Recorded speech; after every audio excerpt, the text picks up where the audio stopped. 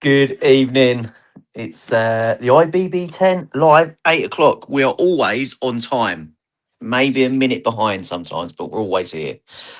So usual lot, rowdy lot with me. Yeah, Mr. McCaffrey, as you can see, he's on the coffee. There is Looking out no for his mug. cruisy campo for the McCaffrey. Yeah. But we're going to go around, see how everyone is, and then, yeah, we'll take it from there. We're going to start with Billy. How are we, mate? Very good, very good. Happy Mother's Day to all the mothers out there. Yes, happy Mother's Day, everyone. You know, Happy Mother's Day. I think it's a day to celebrate women again. Obviously, we're hopeful. Well, actually, I don't know everyone's personal situations here, but we've all probably got we know Lee's got his mother in his life. Well, I'm sure Yeah. we all got ours and ours, right?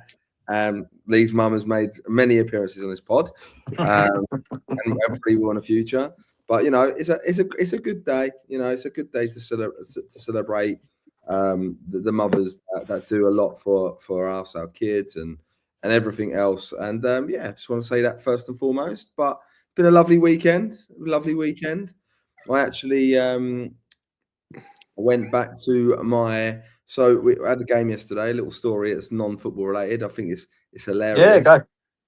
Never ever cheat on your Indian restaurant. Okay. So story, right? Two stories. And they both end up the same. Years and years and years ago, I'm talking 15, 20 years ago, I always used to use the same place in Hastings called the Ship Blue, right?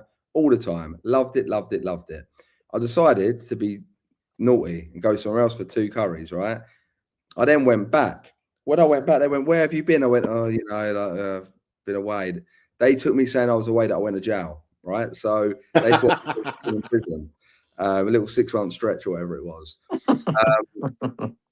Naughty boy, Billy, naughty boy. And I was like, okay, yeah, I took it on the chin because I didn't want to tell them. Do you know what I mean? It's break their heart. So, long story short, everyone knows that I moved to Eastbourne a few years ago, and I've moved back to Hastings. And I've gone to get an Indian, right? I thought, right, I've got to go to my usual place. I've not had an Indian locally, but I've gone and pick up for a while. So, will they remember me, right? And I'm telling the story to the person I'm with. I'm telling her, like, this is what happened before. Get in there. What do they say? Billy, where have you been? Person with me turns around to him and says, he's been in prison. So it effectively, they might have thought I'd done a good 3 years. So I don't know what I've done, but never ever cheat. Corruption in football. Yeah, maybe. But I could get jailed for some of the jobs I've taken, that's for sure. But Lancing. but you know what? A little story. Even if you move town, never cheat on your Indian restaurant. All right. No. So I got thrown under the bus a little bit last night. She got reprimanded for it, but we move on. Let's go. Love that boy, Jarzy. Mike, we go straight to you then, mate. Did you get your taxi? I've got an announcement to make, ladies and gentlemen. Oh, okay. I'm retiring from the game. Wait, hang on. You say retiring from the game in what way? The beer game. Oh. After Cruzy Campo refused to sponsor me. Game and my over. performance at Shoreham FC yesterday, where I got home and I ended up sleeping on the couch. The wife, not impressed. Oh. I mean, she set me a limit of 3 beers, right? 3 beers. That was gone before 2 o'clock, before the game, and even people were warming up. I blame this guy, Chairman Slaney. Yeah. Secret Agent Slaney. And I not heard from my dad all day. Cheers, Mike. No, I was that drunk. I was that drunk. I couldn't get it to walk to the Shoreham station. You know how close that is. It's very close. Yeah. So I had to get an Uber. Fell asleep in the Uber. Guy had to come round and pick me up and get me and walk through the door. Put on my shades, didn't I? Slowly walked upstairs. Fell down the stairs. With that, my wife's looking at me like that.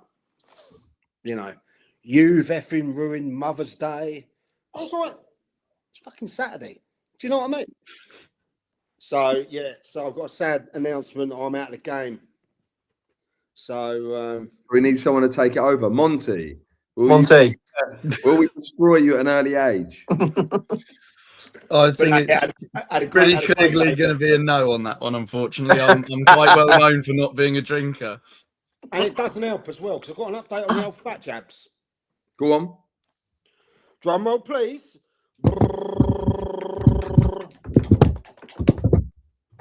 I lost £10 in a fucking week, lads. Is that out your wallet or?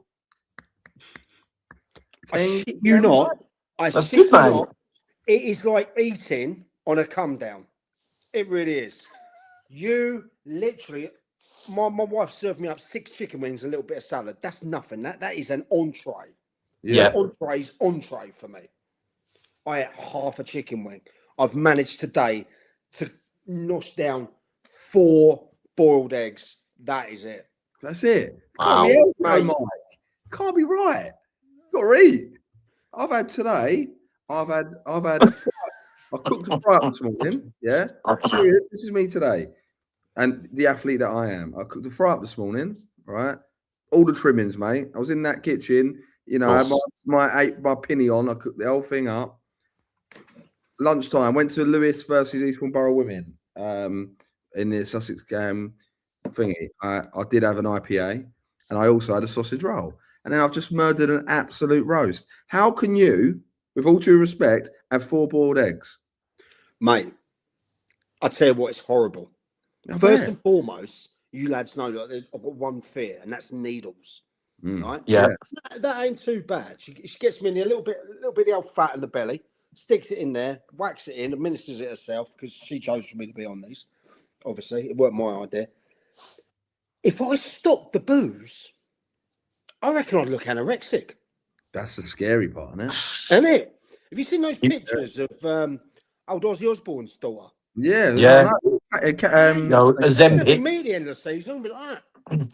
Well, at least everyone will be known now. Save a parking space for Mike because he's driving to games. Yeah, so I'm out the game. Indefinitely. How long are you going to do the jabs for? Are you going to just get to your weight and then you're going to knock them in the head, or are you going to carry on? When I was playing football, I was 12.5 stone and I was ripped. I'm not hoping to get down there because I'm a big lad. I'm 6'1". Yeah. Do you know what I mean? I don't know. Look, so I weigh now. I was 16.10, yeah, right, and I'm just under 16 stone now. Right? Yeah. But it's fucking horrible. I reckon I'll get down to 13.5, and I'll start. Is this are we going to see a Mike McCaffrey comeback for a Vets League? Nah, No? mate, nah. Look, because that's not a great standard, and it's a frustrating standard. I've tried it before. I tried the over 35s one, and then they play in the afternoon on a Sunday when I was super and all that. It's like nah, mate. That ain't for me. So hold on a minute, right? So at this rate, you could lose close to a stone a week, right? You could do 3 stone maybe. Apparently, you lose a lot more in the first week or 2 weeks. Oh, really? And it slows down a bit. Your body getting it all, yeah. Okay, well, I need to get some scales. I'm going to weigh myself because I think I'm horrifically worried. Like, I need to get some cardio in. Do you know what I mean? I mean, my BMI was like high 30s, mate. I didn't even know what that meant, the BMI. But, you know, so, yeah. Anyway. Right. Anyway, let's... about me, so, yeah, I'm sorry to disappoint every clubhouse in Sussex. Your take-ins are going down. And on that note, Monty, how was your weekend, mate? Pretty boring. I mean, again, boring game. Then game coaching today called off. Refereed this afternoon. And the only good thing about my weekend was the Arsenal result. So great game. Great game that was, in a sense of the jeopardy of like, oh no, there's going to be a draw. It's going to be a draw, and then a goal just drops on Gokares' lap. It's great. Yeah. And then so how was your game at the weekend, mate? Roffy Vardinians, let us know. So last week I came on here and I said Roffey versus Bexhill was the single most boring game of football in history. I lied. Yesterday was the single most boring game in football history. It was so bad. I mean, I think combined, there were 3 shots on target all game. Our goal came from like a triple deflection. Played through, our winger's driven in, he's had a shot, the keeper saved it, it's bounced back off of our attacker into a defender, back off of our attacker and then in. Yeah. They've scored, to be fair, great strike from about 6 yards in though. But apart from that, literally nothing happened. Oh. It seems like Literally you've had a boring weekend. Last week was boring in your match. Yesterday was boring. There's one common denominator here, Monty. Monty, you're boring. Thank you, Billy. Monty plays and the games ain't exciting. Monty is the straight man of this act, right? 100%. Not like that. Well, I'm sure we all are. But you know what I'm saying, right? So, look, end of the day, Monty, it's okay. It's okay if we put the Monty boring tag in. It is what it is. If that's the new gimmick, right? You are boring, Monty. You play most boring games. Boring. And I bet the game that you ref was boring. I bet you didn't get one card out, did you? No, there was a card. But to be fair, Mother's Day card. I don't mind 1-0s and 1-alls, considering we were losing 5-0, 4-1, and 8-0 this season. I'll take the boring 1-alls and 1-0s. Boring. No, that's fair enough, Mons. Right, gents, let's get the show started. So, start off, I want to talk about, and I put it out on Twitter, is are Godalming now in danger of losing that title? Not going up automatically? It depends, doesn't it? Depends. Like, you got to look at it like this. I said off air, are they doing a Haywards Heath? Now, Haywards Heath might not do it. They might also win the league, right? I'll just look at it like this. Godalming have they been subject to lots of postponed games over the last couple of months? No, I don't think so. Or have they? They've had a few called off. Yeah, they've had a few called off, right? So, but look, they have been playing, but it seems to be since the call-offs. So they played once in January, yeah. They didn't play from Boxing Day to the 20th of Jan, yeah. And that game that they played on the 20th of Jan, they lost 7-1 to New Haven, right, in the Peter Bentley. Since then, they've drawn, won, lost, won, lost. So since that playoff, it's not been all plain sailing for them. No. Well, it is tight with them in Infinity. They do still have a game in hand. I would back Mo to get over the line, if I'm honest. I'll back Mo. But they're having their wobble. They have not had a wobble all season, and now they're having their wobble. And it's a horrible time to have a wobble because it could be the time. It is. But at the same time, I don't know. What's their next fixture? Let's have a little butchers. Don't look at the old fixtures for the town. Arundel next. Arundel, Saltdean. Checking the app. Oh, you're on the old app, yeah? The old app, I tell you. Right. They've got Arundel at home, Saltdean at home, and then they've got good old Uckfield Town. Sorry, again away. I think in that it could be even further wobble. Arundel are a great side, yeah, but they're not playing games. No. Be a rusty team up against them. Then they've got Saltdean at home. I expect them to win that, if I'm honest. They're on a run of form, mate. I spoke with Lowell today. Yeah, no, and they're gonna be. Lowell is going to turn that corner. They've got the facility now. They will win that league next year.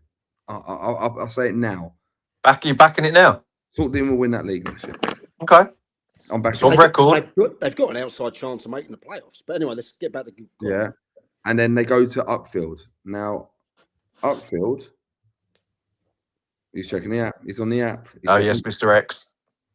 I look at it like this. Uckfield are getting out of. I don't think Uckfield will get relegated. No, no. They They've find him. signed Find a few him. players, haven't they? Form.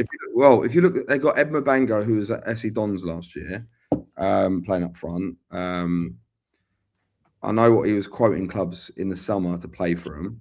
So, like, they've obviously had to find a few bob. And fair play to them. I will never begrudge any team spending money to get out of problems, ever. Nope.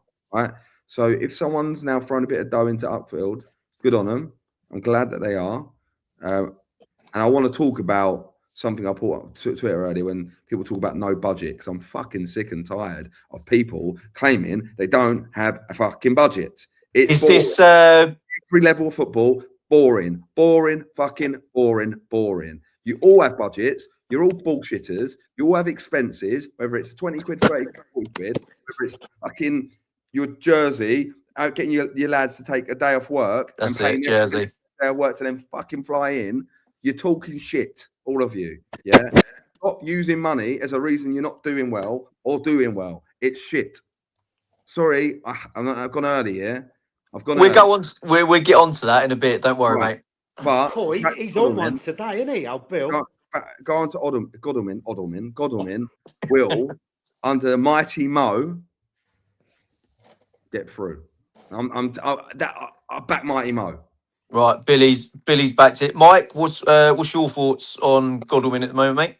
100% Moa take him up automatically. Yeah.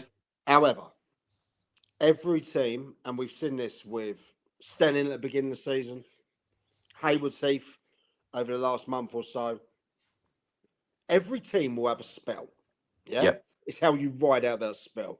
Bill's right. They did have a few games called off. Consistency, you know. I have no doubt that Mo's lot will get over the line in there. They have got some tough games to go. Infinity are in form. Worthing United got a fantastic result yesterday. You know, Arundel got games in hand. Billingshurst is still there and thereabout. It's an incredible league. It really is. Oh yeah, it is. Yeah. But I like a punt, as you can tell by the amount I lost at fucking Cheltenham last week. Okay. Yep. I'm a gambling man. They go up automatically. Yeah. Okay. In my opinion. Yeah. Mon, what's your feelings on Godalming? It's an interesting one. I mean, you look at it, and a couple of weeks ago, we wouldn't have had this conversation. We'd have all just immediately been saying it's going to be Godalming all the way. And then I was doing some maths, as one of my favourite things to do. In that league, generally, you need 75 points to win the league. Across the last three fully completed seasons with 34 teams in the league, you need 75 points. So Godalming are on 53. So they're pretty close. But you look at the run-ins teams have got, and Infinity have got a substantially easier run-in than the others. So you look at Godalming, and they've got to play Arundel, Saltdean, Uckfield, who have improved, Woolcountians, Loxwood. They've got to go to Worthing United on the final day. Ooh. Whereas Infinity, you look at Infinity, and I don't want to be rude to any of these teams, but you've got Jarvis Brook, Selsey, Ringmer, and Oakwood. Yeah. So a little bit of an definitely got the easier running. They're easy runnings, and then Worthing United have got Copthorne, Uckfield, Milo, Oakwood, East Preston, and then Godalming. So Godalming have got the hardest running of the three. Okay. Wow. But I'm telling you this, hard, and that's why I'm backing. If they got the hardest, that's why I'm backing Mo, because he seems to pull it out, doesn't he? Like when it gets tough, he seems to pull it out. But we could be wrong. Worthing United might pip it. Infinity. Why? I don't know. I fucking hate that name, by the way. Infinity. We're going to talk about Infinity a bit. We are, yeah. They're to be spoken about. Siddlesham, isn't it? Is where they? Is that what they? Yeah. Fucking call yourself Siddlesham. Get rid of that stupid fucking tagline. It's rubbish. Right, but yeah, sorry. I'm a bit opinionated tonight. You know, I've had too many of these bad boys tonight. You know, it's got a sugar rush. Sugar's going through the roof. Bottle of wine did not with the Knicks last night. Is not a good thing. But okay, so we've things to say about Infinity today. Yeah. So we're all on the same thing. We do think that Godalming they've got the players, they've got the Where's he gone? Let's just carry on. They've got the players, as you Oh, he said. ain't paying for that broadband again. He's so tight, that lad. Do you know Mate, what I I mean? tell you what, it's a nightmare. He'd jam out your donut if he had the chance.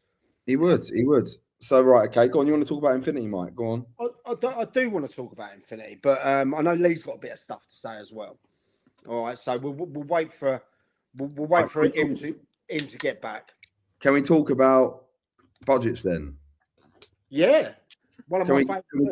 Can we go live? Can we go like a little bit more in depth on it? Can I just pull the curtain back? Can I just pull it back?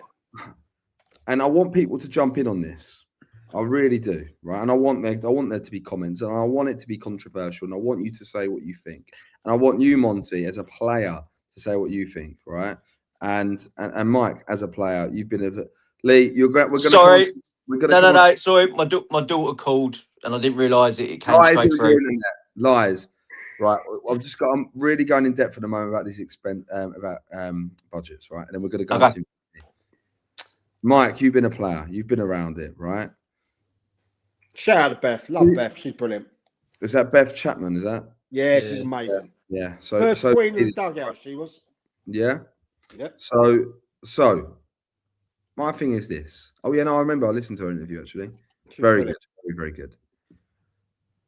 Do we get bored about the preaching of people having no money?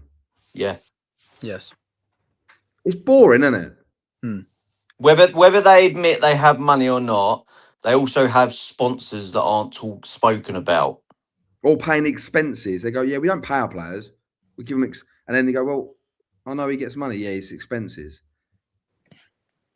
It's like anything at this level, with all due respect, unless it's big money, unless it's the upfield budget of last season of the big dough, of what was the budget, Bill? Let's put a marker. What was the upfield budget? £400. I've read it out, didn't I? Do you remember? How much was it? It's £400. I went through every single player. I didn't say their names, but I was like, he's on a tenner, he's on 20, he's on 30, he was on 45, 50, 110, or like, it was like that. But we spent around £400 on average a week, and then we worked it out into fines as well. The players got deducted their fines, all little other things. So it always worked out around 400. No, 400 for the whole season. Yeah, a week. No, a week. So it was like, and it was always meant to be manageable. I think it went up. Look, some weeks it was 500 because just you are right. Sometimes you're paying players goal bonuses and what have you. Now, I don't mind that though. I don't mind when like the Forest Road gravy train that went through Div 1 and was doing well in the Prem.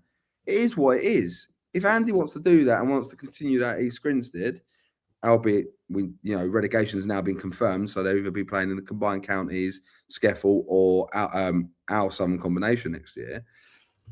If he wants to do that, it's up to him, isn't it? Do you know what I mean? It's up to him. And I think like we can frown on it or we can whatever. Like I would prefer people just to not mention money at all, yeah, or use it as a barometer to beat people, or use it as a way of trying to big themselves up. Like I was listening to Jersey Bulls, right? Oh yeah, we don't pay our players. We don't. I'm sitting there and I'm listening to it, right? I'm listening. I'm going. When you lot come over to play Eastbourne Town, you booked our whole fucking hotel for all of you lot, for your staff and for your supporters, and you had a fucking beautiful party. Don't give me that bollocks. Do you know what I mean? Like, it's like, okay, the players might not be getting PAYE money. They might not be, right? They might not be. But fucking hell, like they're getting expenses paid because they're having to take time off work. What you're telling me? Some players can book probably in Jersey you can because it's for 5 cats and 25 millionaires, right? So they all probably clean the pools for the millionaires out there, right? So they probably can get their time off, right? But like for me, I just don't mention it. It's not a reason for you doing well that you ain't spending money. Oh, look at us, we're not spending money and we're doing all right. Who cares? It's the same with Guernsey. Exactly what you've just said there. Yeah. Rubbish. They say they don't pay. Okay, but then who pays for all the travel? Who pays for the days off work? Yeah, exactly. No one has to. You can't tell me 20 odd men every other Tuesday get the day off work. Does the whole island shut down? You know what I mean? Like I just I just prefer people just to go, we're doing well. Like, it ain't that money. Like, it's not. There's teams, tops of leagues, who spend good money. Yeah. You know, look at, like, obviously we focus a lot on the county league, obviously, but we are bigger than that. Well, Bill, give us an average then, Bill, because you know you've been CEO, you've been all those roles, you've been manager. Give us an average of the Prem, Isthmian, Southeast, Isthmian Prem, and National League. Roughly. Yeah. So, all right, okay. I'm going to do this properly because I think it has to be done the right way. So we'll start Isthmian Prem, yeah. Yeah. And I'll tell you what, I'm going to guesstimate some budgets. Folkestone and Victor, whomping that league, yeah? In Isthmian Prem, they'll be spending about £8,000 to £10,000 a week. £8,000 to £10,000. Average in that league will be anywhere between 5 and 6. Okay. Right? Isthmian Southeast. I won't do South Central because I'm not a big fan of that league. I think it's a bit of a farmyard league, but right, let's go. Right, here we go. I think Three Bridges will be an anomaly. And what I mean by that is Krells has built that team up over time. Yeah, he's run the storm. He's kept players loyal to him. Yeah, there'd be money they'd be getting paid more than they were because the 3G will be able to do what it's doing, right? But there's teams in that league spending around 5 to 6 grand a week with ease. No. I would say on average, the budgets in that league are £4,000 a week. On so you bear that in mind over what we're saying, 40 weeks? No, it's 38. Usually a league budget is done in 38 weeks. So about 150 grand. 150 grand. So 150 grand before anything else is paid. Now, there'll be teams on spending £1,000 a week in that league. There'll be teams spending £1,500 a week in that league. I'm not going to say what Eastbourne Town's budget is, but I can imagine it's nowhere near the middle mean, right? It's not near the average. I would say 3,500, 4,000 is probably what like the average with there are the median. Yeah, and there's some that probably spend £2 grand or 1,500 quid. And there's some that get topped up by sponsors, so the club aren't paying it, right? But it's getting paid elsewhere. Now you should accumulate that as the full playing budget. Like the talk of like a sponsor pays all that over here, and we're the club over here, and we pay nothing in this little bit here, and I've got some geezer give me a £5 every week to do the rest here. And would you say that they're paying the players separate? These sponsors, is that what happens? No, it might be cashing out. Look, it might be cashing out, it might not. Right. That's a very moody picture of Lee. Look, it's a model there. But like, that's when he got banged up. Well, my Indian restaurant thinks I've done 3 years, so it is what it is. But I look at it and go, I don't know if they will come, and I'll tell you why in a minute. But I look at it and go, there's a lot of money in football. Right? Yeah. There's a lot of money spent in football, and it seems to be. But it's all good, but filling gaps in income is more important. Sponsors, grants, but exactly that's where it has to come from, right? Russ is completely spot on. Hastings United, obviously, that's my experience. We had good sponsors, stadium sponsor, Nike paying us, good crowds. Season ticket sales were in the 30, 40,000s. Like we got a lot of money in through season ticket sales. Sport sponsors, game sponsors, shirt sponsors, you name it, right? And then you add it all up, and your gate income, your ancillary income from the burger bar, your other things you did. We did like the Euros and stuff. We made like 15 grand on one on the final. We made 15 grand profit after all expenditure because it was rammed and we lost to Italy, fucking horrible. But we still had a great night as a football club because we made a load of money. There's a bit of a clear up job to do afterwards. And our drum got smashed in. But apart from that, it was a good night. But like you have to think outside the box and do these things to pay your budget. Or some don't. Some just have really rich owners. Like with all due respect, White Oak is probably Ned and oh god, I should know his name. I've spoken to him a million times. I feel really bad for not remembering his name, but like Ned and I think he must be they're bankrolling that. There's no way because Wild don't get anyone in there. Do you know what I mean? There's no one that goes to watch Wild really anymore. I don't even think about Wild's results. I used to because there was a real kind of buzz about the club. Do you know what I mean? It used to be that kind of cool Brighton club that was a little bit kind of different. Went up the National League, obviously bombed it out, but you know it still ran by really kind of rich people. They have plans, but whether they element what they got to get there, get what they want to do done is another thing. Yeah. But I think you have to obviously with budgets. It's not about me trying to analyze how you get a budget, right? But I am just bored of people using it as a badge of honor that we do not spend as much as our fellow down the road. Who cares? Mm. Right, if your coaching's that good on you. You'll might even get a National League job. You might get a National League job. If you can manage a small budget, you might get a National League job. Or you might not because you ain't got any experience in managing a budget. So actually, bigger clubs might go, well, he's doing all right with that little club there, but yeah, how's he going to deal with like $5,000 a week? Will he be able to do it properly with $5,000 a week? So don't wear it as a badge of honor because with all due respect as a CEO, I'll be looking at, like, if I'm looking at someone spending our budget and actually having the reins of it, I want someone with experience. Like Eastbourne Borough brought Steve King in, right? Steve King. People love spending money. Yeah, but you know what? Probably one of the most successful managers in Sussex over the last 20 years. So people can say bad things about Steve, and I'm one that I think is Marmite, right?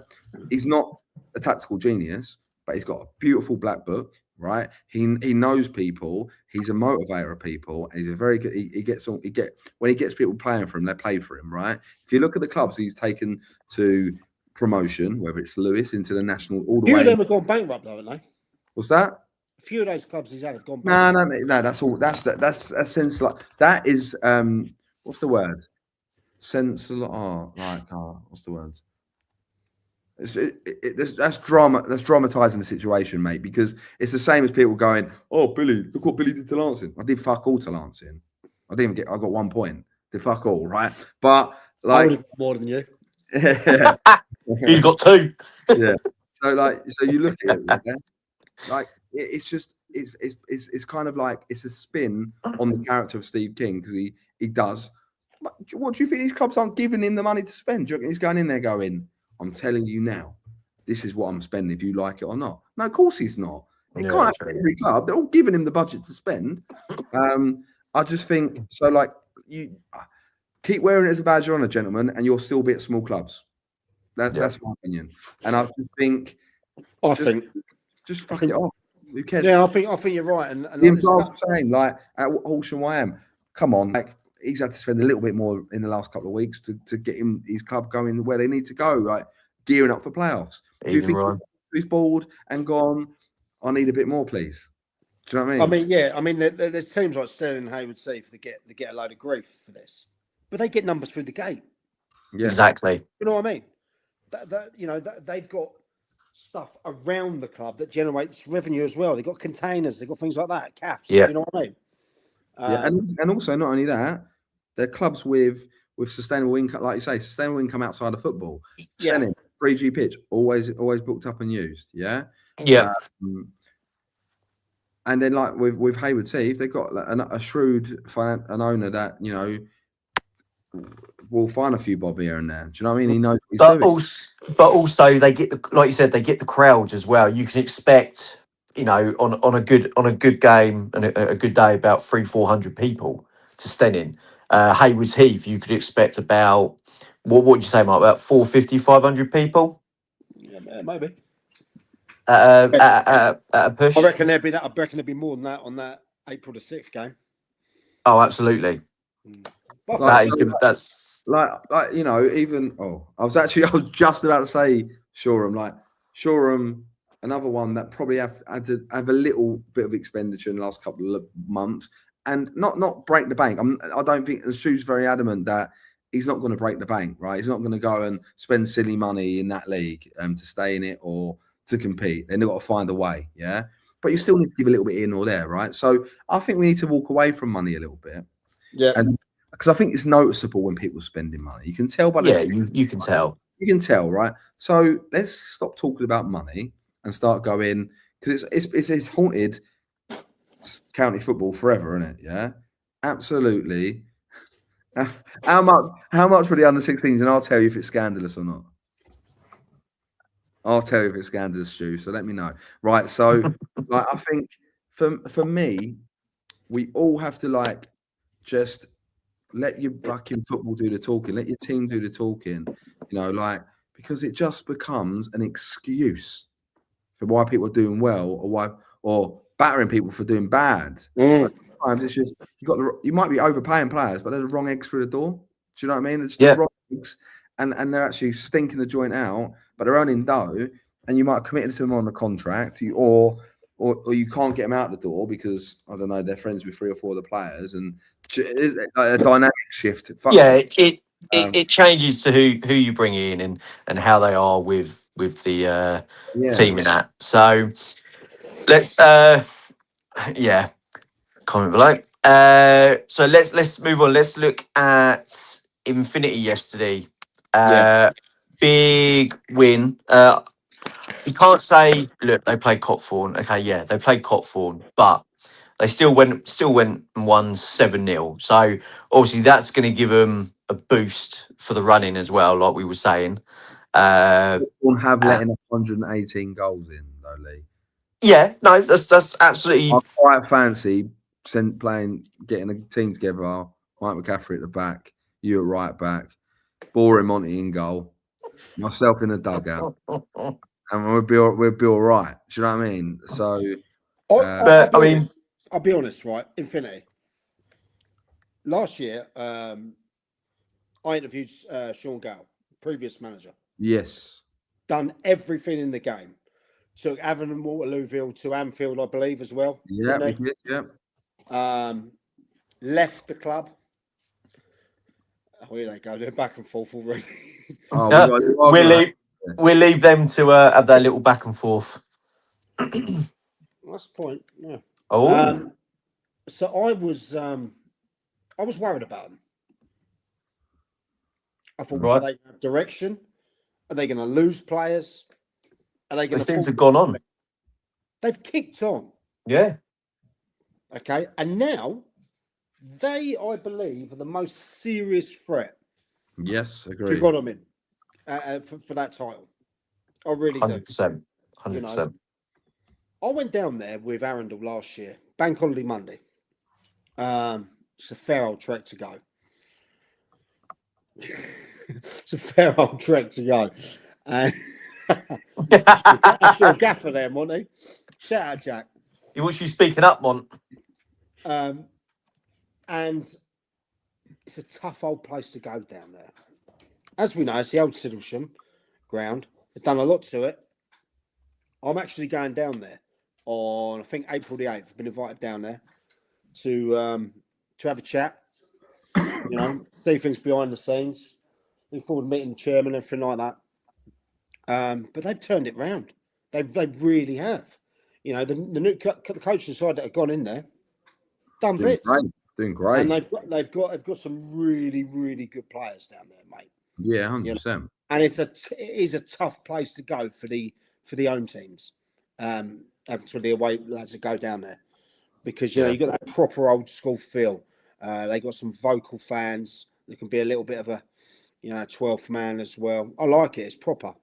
Yeah. And, I'm looking at going down there, but yeah, I was wrong, and I say I'm wrong because I said that I thought they would drop off, and they proved me wrong. And I love to be proved wrong and to hold my hand up and say. I think we all know what we speak about here. We all like to be proven wrong if we say something, and then the team comes out and does it. It's what we do it for. Let's not forget, they only just missed out on going up last year.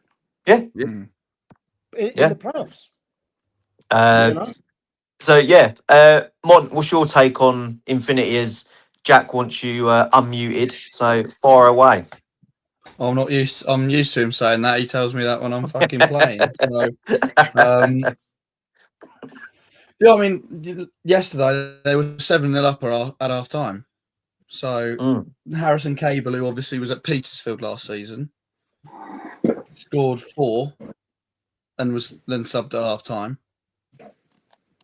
damage done. I mean, they're just romping through teams. It's easy for them. I mean, they've 7 past Copthorne, 3 past Saltdean, 3 past Godalming, 3 past Dorking. I mean, they're just scoring so many goals at the moment. Like, yes, Saltdean got 2 against them, but they're just going to outscore you. Yeah. You can attack as much as you can, but they will score more goals than you. Bottom And line. that's the Saltdean manager that's just come in. Yeah. Low. Shout out Low. Yeah, like Cable scored twice in that game in 2 in 5 minutes to win it. Oh, No one's going to want to. If they don't go up automatically, no one's going to want to play them, and certainly no one's going to want to go away to them if that's where they finish. no. You know, so it's going to be on the other teams around there because I think it's looking like it's near enough set. Yeah. A bit like the Prem table, you know. Obviously, the spanner in the works at the moment is the fact that Wall County has lost to Worthing United yesterday. Yeah. Which was big result. Yeah, big result there for Worthing United because it keeps them in touch as well. It's going to be a very tasty end, and if it comes down to the last game of the season for Godalming Worthing, then yeah, that's going to be a very interesting one. All right, lads. Very interesting. All right. Cards on the table now. What 2 go up? Well, from that league, Yep. Godalming and Infinity. Monty? I agree with Bill. Godalming Infinity.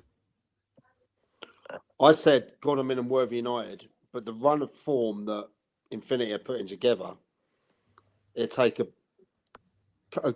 good one to beat those 2. So, yeah, I'll go. And I've got a lot of friends down at Worthing United. Yeah, same. Want to be proven wrong. Godalming Worthing United for me. I'll tell you why I think I said Godalming will win the league still, right? But if Infinity pip them, I think Mo will just go back to what made his team what it's all about. Really hard to score against, really hard to beat. So in a one-off match, I don't fancy anyone against them. Like if they end up in the playoffs, I think they'll win the playoffs because I don't fancy anyone breaking them down in that one-off match. I just think he'll make sure if they fluff the league. I don't think they fluff the league, and if they don't, I just think Infinity have so much firepower and are just blowing teams away that boom, they're going to go and nick it. Arundel do, but I think this is a problem. Funny enough, Arundel has been quite in my mind the last couple of days actually, because I've seen a few stuff pop up online about the club and stuff. Good stuff, not bad. But sometimes those games in Ann aren't good because you end up playing Tuesday, Thursday, Saturday, tired legs, small squad. I've said that. Same with Billy's same with Upfield. When you got a pitch that struggles, and it's through no fault of the people, the volunteers, because that they try hard. But Arundel's built on wetlands, beautiful ground, beautiful setting, right side outside at Arundel Castle, fantastic burgers and bar. But you're right, Bill. You're playing Tuesday, Saturday. If you're slipping in a training session, if you do, on a Thursday, or not. They train on Monday. Arundel got a smaller squad, as well. And I think they train. I don't know if it's changed since they were training at LTA, weren't they? Yeah, I don't know if I've ever publicly said this. I must have said it that I was talking to Arundel. Have I said that publicly? Yeah. I have. Right, okay. Anyway, off camera, but I don't know if I've ever said that public. I know that you wanted that job and it weren't right for you. It weren't right at the time, no. And it just worked. I couldn't commit. But Dan and those guys are great club, right? Real good club. You've got a good thing. I love all of them down there. Love jobs. But it was shit timing for me. But the two, like, apart from the reasons why I didn't go in, which were personal to me at the time,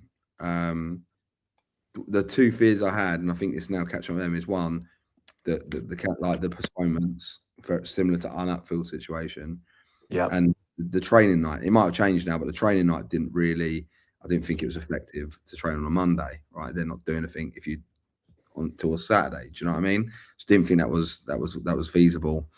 It working for those guys. They were flying. Joss and their team there are doing great, right? But I like them to be able to catch a run of form and go bop, bop, bop, bop, bop, and the momentum take him in. The only problem is, Mike, like we talk about, is Tuesday, Thursday, Saturday, little cheeky Monday session, Tuesday, Saturday again, another Tuesday, then Saturday, then bank holiday Monday, then a Thursday, then Saturday. It will catch up.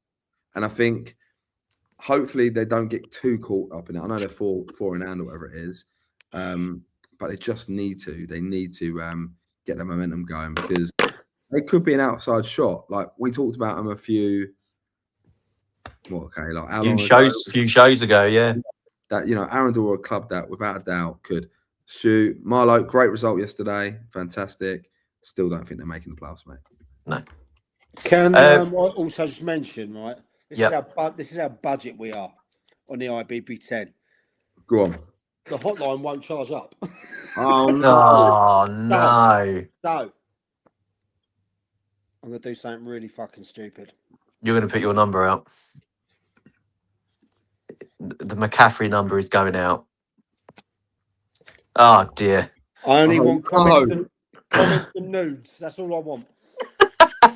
Well, speaking about that Arundel situation, so I spoke to Lockswood manager the other day because their game got called off for the 4th time to be played at Arundel. Now, does it come to a limit where the league turn around and go, you need to play, it needs to be reversed, or you need to hire and play somewhere else? They can step at any moment. Like if there's too many postponements, then they will come and check your pitch. They'll come and check your pitch, and they will go, "What the hell's going on here?" It got to a point we were getting questions about upfield, and it was. I felt so. I'll never forget going on the pitch. And Nick's on there. He's doing his absolute best, and he's like, "I think I've got it sorted." And I walked over, and it was just sludge, and it was horrifying. And I thought, it's the sort of thing, like your pitch quality can get you not kicked out of the league, but the league can say it's not sufficient enough to be able to. Can it stop you attracting good players? 100% it did. Of course it can, because you're not playing games, are you? Idea. Ryan Warwick joined Upfield, yeah, and everyone was like, he's joined for the money, yeah. Great player in that, in Hayward's Heath team now, yeah. He joined us at Upfield, very close to my first team coach, Luke Carter, and a few of the other boys that were in the team, yeah. So he's come and joined us. Fucking brilliant. He was great for us. He was such a good lad, and he really brought into what I was trying to do.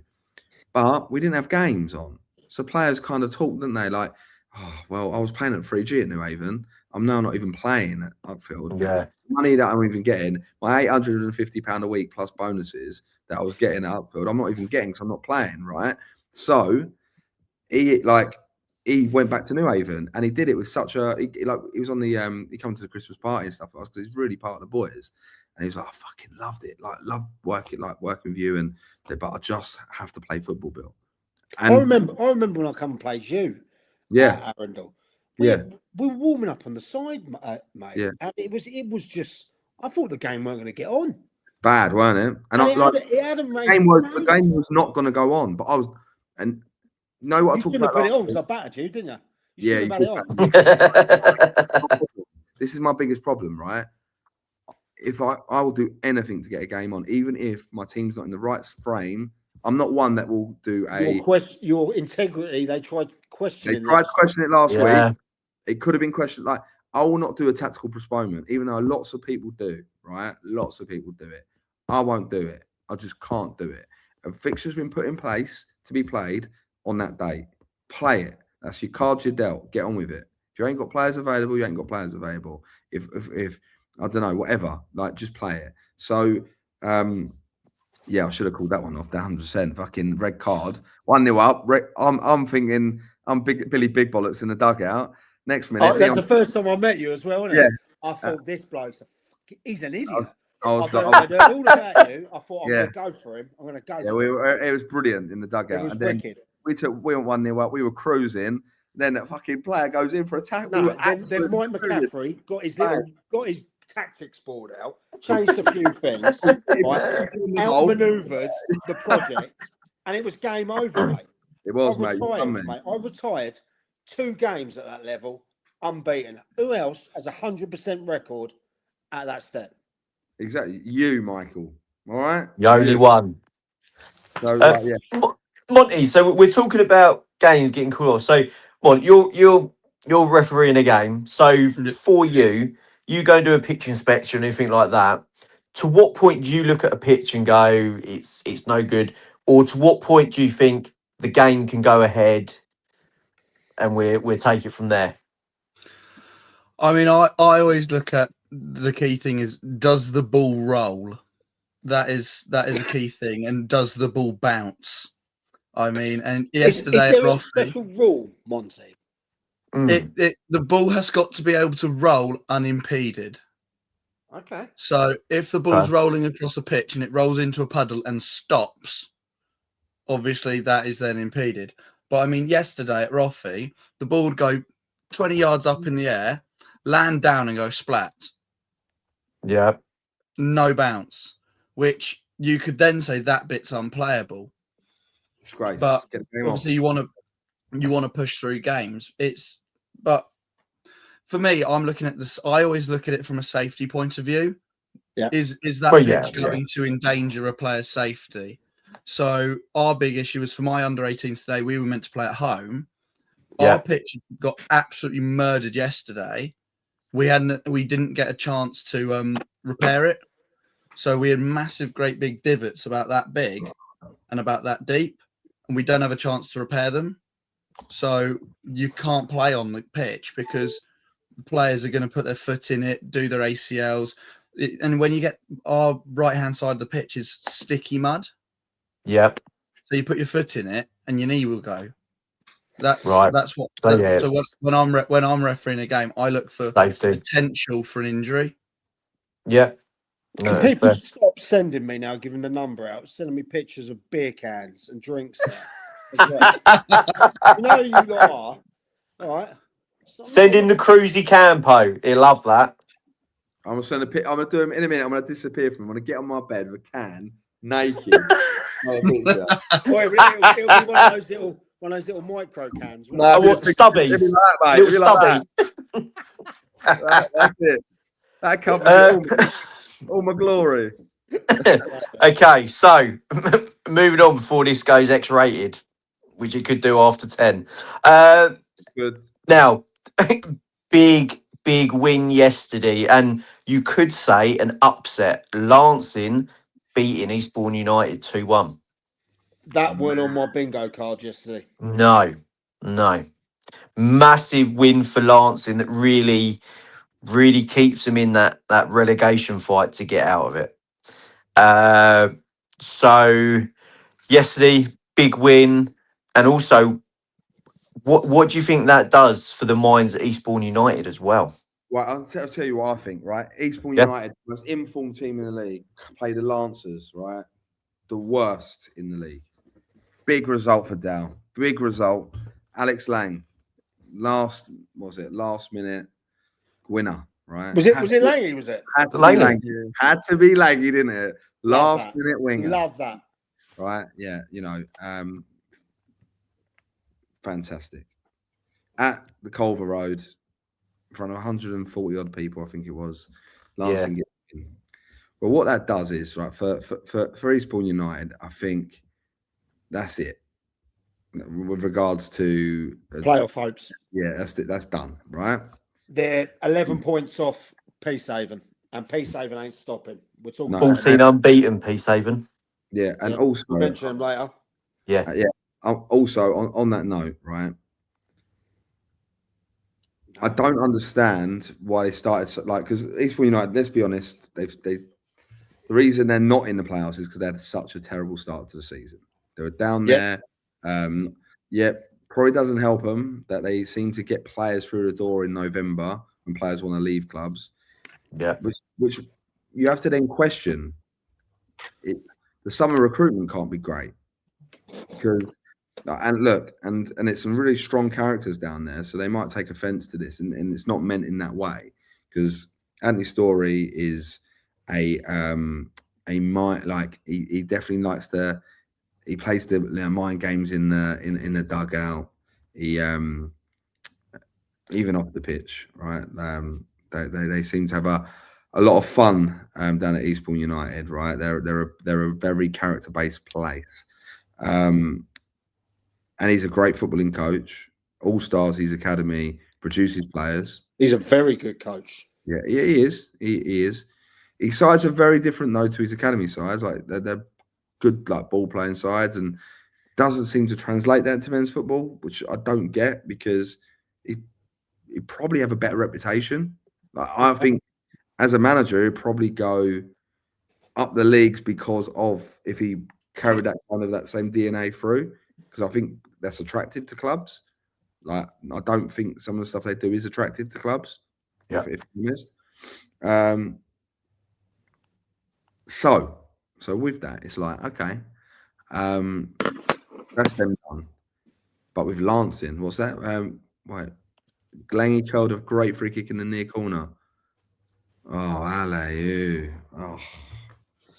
Okay, right. So yeah, so Langy's curled one in. Maybe Ali done him a favour. The old Lancing boy. He loves the club. He threw one. I'm joking. Not putting that out there. No cheating. I think what we should be saying as well is shout out to Dale Hurley. Yes. As well. Because I tell you what, no one wants to be. It's a lonely place when you're a manager when things ain't going right. Yeah, 100%. You know, I know he truly cares about his team. You know, behind the scenes, everything like that. Works great with youth sides as well. and I'm happy for Martin. I'm really happy for Martin. Yeah. You know, at the end of the day, though, let's be real. It's one result. Yes. They're gonna need more. Okay, they're gonna need more. But if you asked 100 of those 140 fans yesterday, who's winning? Yeah. I reckon less than 15%. Let's say Lancing. Yeah. Okay. Agree with that. I did a little stream yesterday. I said there's going to be a shock today. I thought it might come at Crawley down Gatwick with Stenning, but Stenning got the job done. They did. But Lancing didn't expect that. Who's their next game, though? Monty? YM away. I'll check the app. They got YM away, Little Common away, Hayward's Heath at home, Vardinians away, Wick at home, Forest Row away, Lingfield at home, and then they finish away at Guernsey. Oh, fucking hell. What a trip, knowing. What a place to finish. Look, That could be the loneliest plane ride home, that could. Yeah. Or it'd be done by then. I'm telling you, it'd be done by then. I think the thing is, they've got to play everyone around them and all, don't they? Yeah. Vardinians game's a big one. But look, I actually look at it like this, Mike. We said this about Shoreham a couple of weeks ago. Yeah, we were like, oh, Shoreham, Shoreham, bloody hell, like they've had a little bit of a patch. And we're like, look, there's a couple of games, like let's actually see how that plays out, right? Yeah. And they've had not a bad run, but they've been, what's it, 3 on a bounce now? Is it 3 on a bounce? I think so. Loss. Yeah, after they beat Lancing 1-0, didn't they? And then they lost to Pagham. Look, good sides, by the way. Good sides, though. Deep and Horsham YM. Very good sides. So you kind of expect it. But then when you see those Lancing fixtures, you expect it as well. Now, I look at it like this and go, Lancing have got a game in hand. Granted, the game in hand is not a great one. But now on 18 points. You've got the ones that we're not overly talking about down there, probably because their consistency in picking up a point a week at the moment. Vardinians? The Vardinians, right? They're clawing a point. Yeah. When they're not clawing anything, they're clawing a point. Well, So let's go through them. Let's honestly say what we expect them to get. All right. Right, okay. Let's go through the whole. Let's go through. I'll go through the Bottom whole of three. Lance's ones. Go on, Monty. Yeah. You pull up, right, have you got them? I've got it on the app Yeah. right here. Right, you pull up. Yeah, you pull up Vardinians. Monty, you pull up Lancing and Lee. And Lee, You do that because I'm on the phone. I Lance. can't. I'll do Lance. Shoreham. Yeah. I'll do Shoreham, and you pull up Vardin. Like, yeah. So you start, Mike. I'll get Shoreham done. Okay. Away to YN. Loss. A loss. Money. Yeah, loss. Right. Away to Little Common. Loss. Draw. Loss. I'd say a draw. Right. So let's give him 1 point. Let's give him 1 point. Go on then. 1 point. Home to Hayward Heath. Loss. Loss. Loss. Away to Vardinians. That's. I think Vardinians. I'm gonna go draw. I'll go draw. Yeah, I'll say a draw. I think So, they can. outvoted, that's 2 points. On 2 points. Yeah. Home to Wick. I'm going to say they're going to. I think they're going to win that. I'd agree there. I think Wick. Yeah. Play for then. I saw Wick play the other day. They didn't play great against Lingfield. They've had a few new players come in as well. But I think they'll be looking at that game and thinking, I could take something out of that. Right. So Lancing win. But so they're on 5 points. Yeah. Yeah. Yeah. Go on next. Who's next, Mike? Forest Row away. No. Loss. I'll say, Monty. I'll say a defeat. Yeah, probably go leaning towards the loss there. So loss. Home to Lingfield. Draw. I think they could get a draw. Yeah. Although Lingfield bowl accounts were good against Hayward Heath the other night. No. I was there. I was there there. every day. I was there. I think Links Yeah. will win that. Okay. And then away to Guernsey. Nothing. Loss. So realistically, 5 points, yeah? So they Yeah. on. What's that? What does that finish? on? 23. So write that down, Monty. 23 points, yeah? So Right. that would mean that that's grim. Hold on. Yeah. Let's go through the others. So Monty. Indians, Monty. Right, who are we doing Vardinians, now? right. Vardinians. Little Common away. Draw. Draw. Draw. I'd agree. Hayward Heath away. Loss. Loss. Lancing at home. What did we say for Lancing? I said a draw. We said We draw. said draw. Yeah, I thought Vardinians will win, but let's just say draw then. So that's 2 points, yeah? Shoreham away.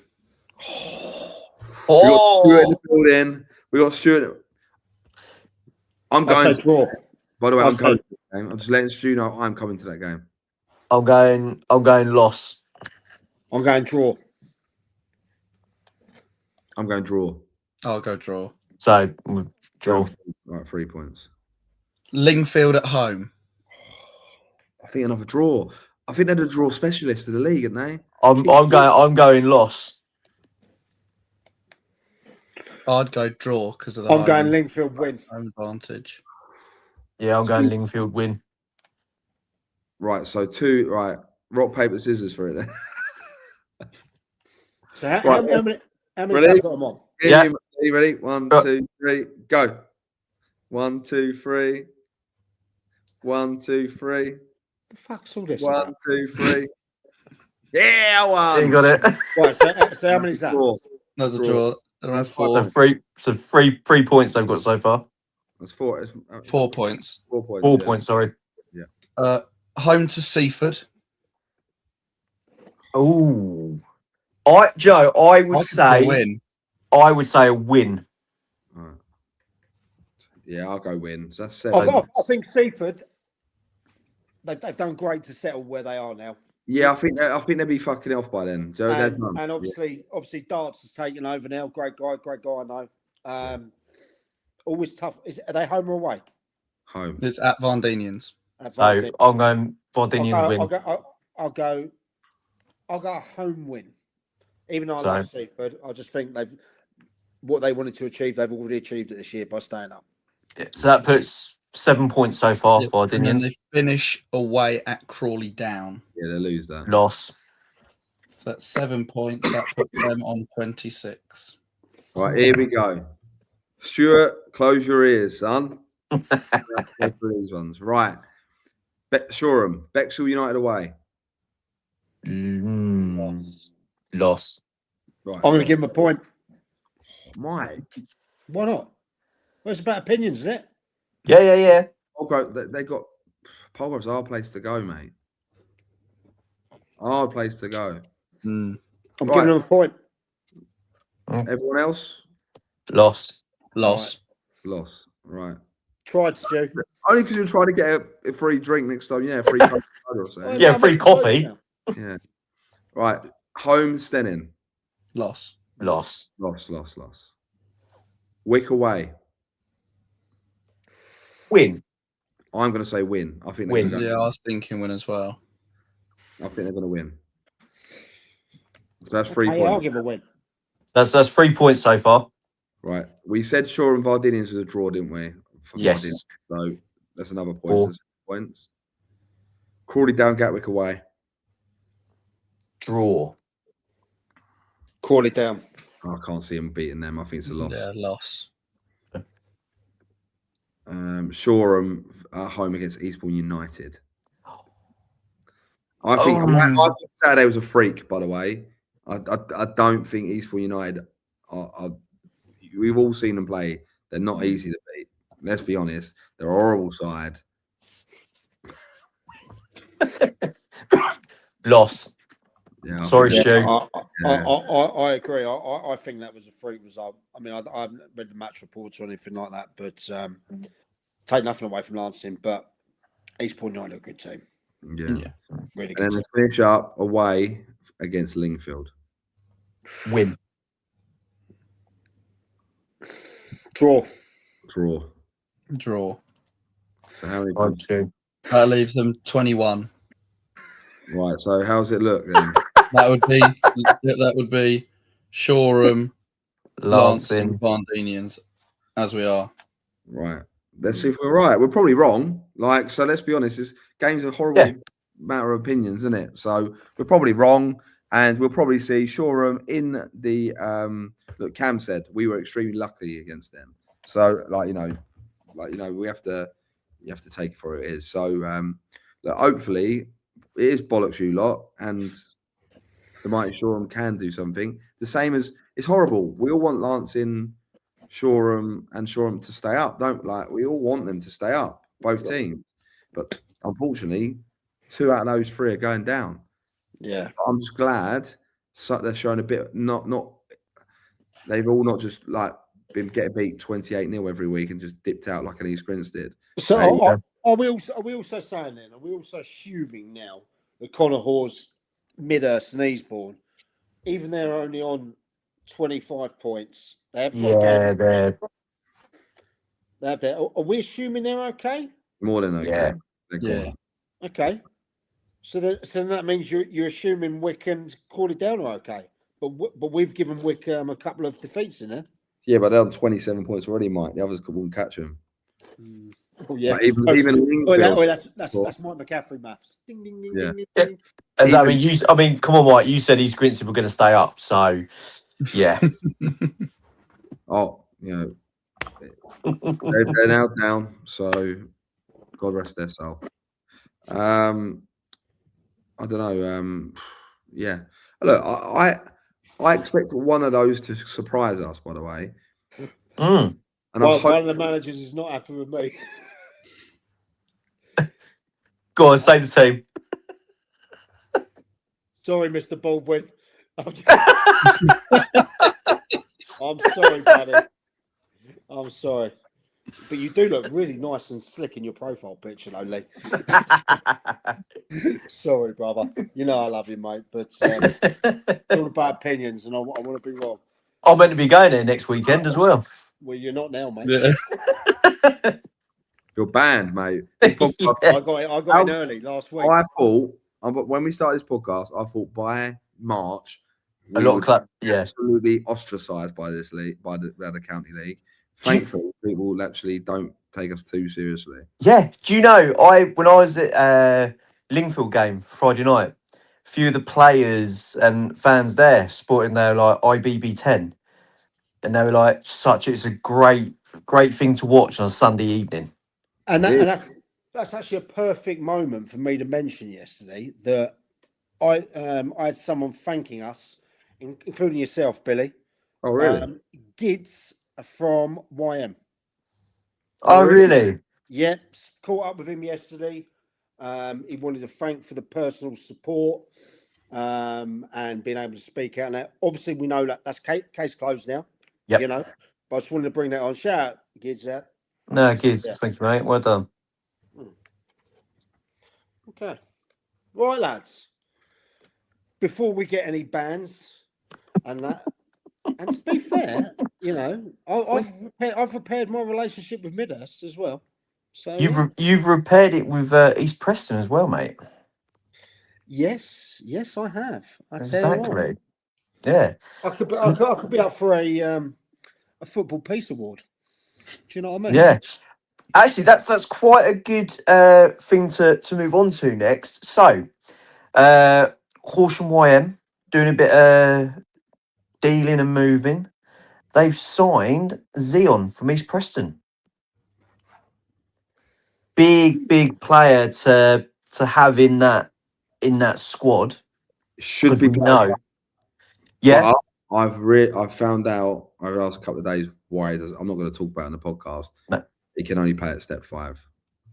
Yes. So, yeah, I know that. I know why as well. But what does that now look like for YM with the final running? It's all about the budgets, isn't it? It's all about the money. Like if you go remortgaged. you know, end of the day, you know, like I'm sure he's paying more than expenses. I'm sure.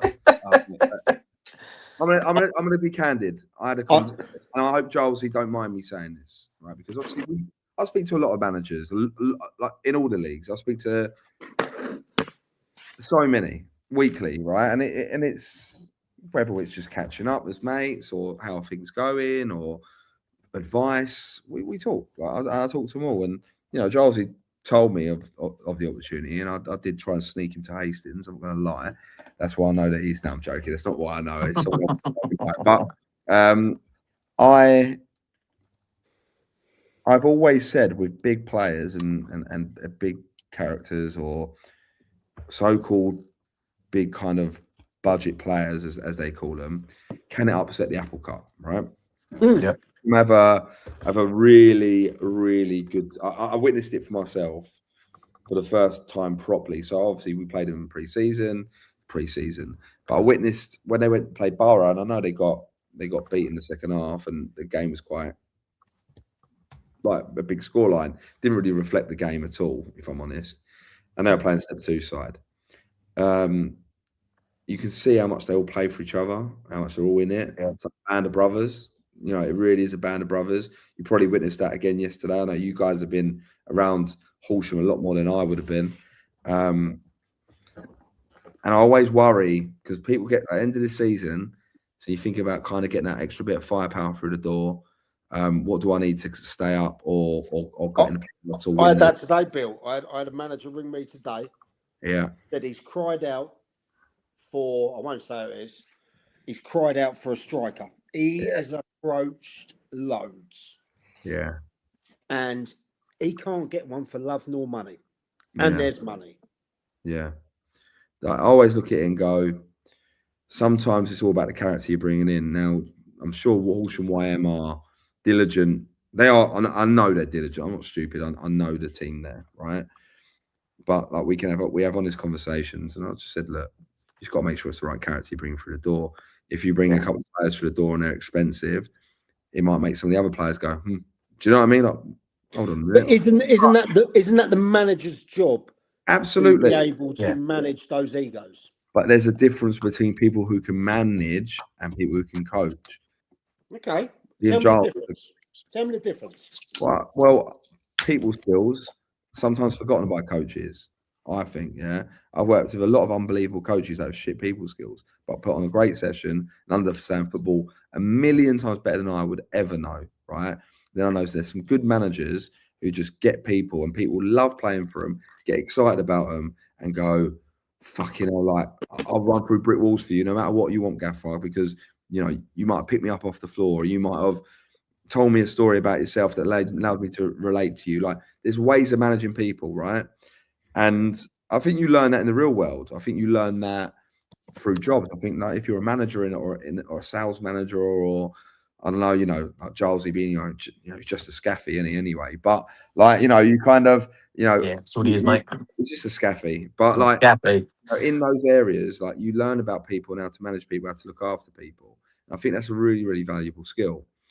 But even if you're really good at that, sometimes the gamble of success gets us all. It's the roulette table, isn't it? You've got $5,000. You've got from $1,000 to $5,000. You've done well, but you want 10. So George, you put 5. You put it all on black, and it's just a roll, and you hope it pays off. So I think that can happen a lot. I think that can happen a lot, especially at the business end of the season, because if you look at it, if you're third in the league or second in the league about trying to win the league, whatever, and one more, Hayward's Heath have done it, and they've overloaded players. I want to bring on that in a second, just after. Yeah. So you overload players and bring players in, and sometimes it fucks the dynamics up. Because what happens is sometimes the players who got you to the dance are like, hold on a minute. Yeah. I've fucking played 38 games here where I've been busting my bollocks off. I've got to sit, and now I'm sitting on the fucking duty because you brought in ex-football league centre midfielder or striker or defender or right back, whatever, and he's got the experience to get us over the line, or fucking hell, like, I'm the one who's got us to the dance. So you have to manage those situations, and I'm sure Horsham YM, if they obviously brought Zion in, they'd have to manage the situation. They've got a few suspensions with like RJ Pringlin and a few others, right? Yeah. So you have to kind of play, like, that's probably played a factor too. And I just think it's a warning for all people in the chase. All right then. Be I agree. This is what I want to make of it. Which of those managers in the top 6 in the Prem, has you think the hardest team to manage, as in big player wise? You mentioned Hayward Heath. They bring in star after star. Okay. You got Kev there. You got Hammy at Stenning. Guernsey. No, they don't pay any money, so it's easy there. Go on, next. Peacehaven. Do you know what I mean? Yeah. Who do you reckon? Hayward Heath. Callum Barlow's gone. He's gone to Bognor because he ain't playing. So he's gone up a league. Yeah. Because he ain't playing at step 5. Yeah. It tells you a story, doesn't it? Do you know what I mean? So I reckon Kev's definitely got the hardest job there. Yeah. Especially if you're in a little bit jittery spat, because players start having opinions. They start airing their opinions a little bit, and then they might not be agreeing that they're not the ones playing, or they think their mate should play, or the formation's wrong, or we need to try this. And people start talking, and that's when it becomes a problem. When you're winning every week, no one can question the manager. It's impossible. It's impossible to question them, especially when you're winning 2-0, 3-0, 4-0, like big 5s, 7s, 6-1, and you're flying, and you've gone 13 in 13. Who's saying shit to you? No one. But when it starts getting a little bit in the deep, A little bit bumpy, or you've hit a pothole, your tire pressure's low, like people start questioning things. And of a squad full of, I'm not going to use the word egos, experience now, and experience and know-how in the game, they're all going to have opinions. It's how you manage those opinions. Right. I'll tell you what I want to talk about. Go on, mate. I want to talk about that run Peacehaven are on at the moment. Yeah? Yes, do it. A run. We don't talk enough about them. No, we don't talk enough about them at all. No. And we have all season. And they've made us talk about them. Yeah. You can't deny that run that they're on. Ever since the 29th of November, they lost 1-0 to Guernsey. After that, unbeaten, including, what was it, 12 wins, something like that? 12 wins, couple draws?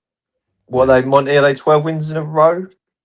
Not in a row. No, they've had a couple Oh, draws with They had a Sorry. couple of draws, but Midhurst, and they drew away with Seaford. I reckon they, that's a derby, innit? That's a proper derby. 14 unbeaten.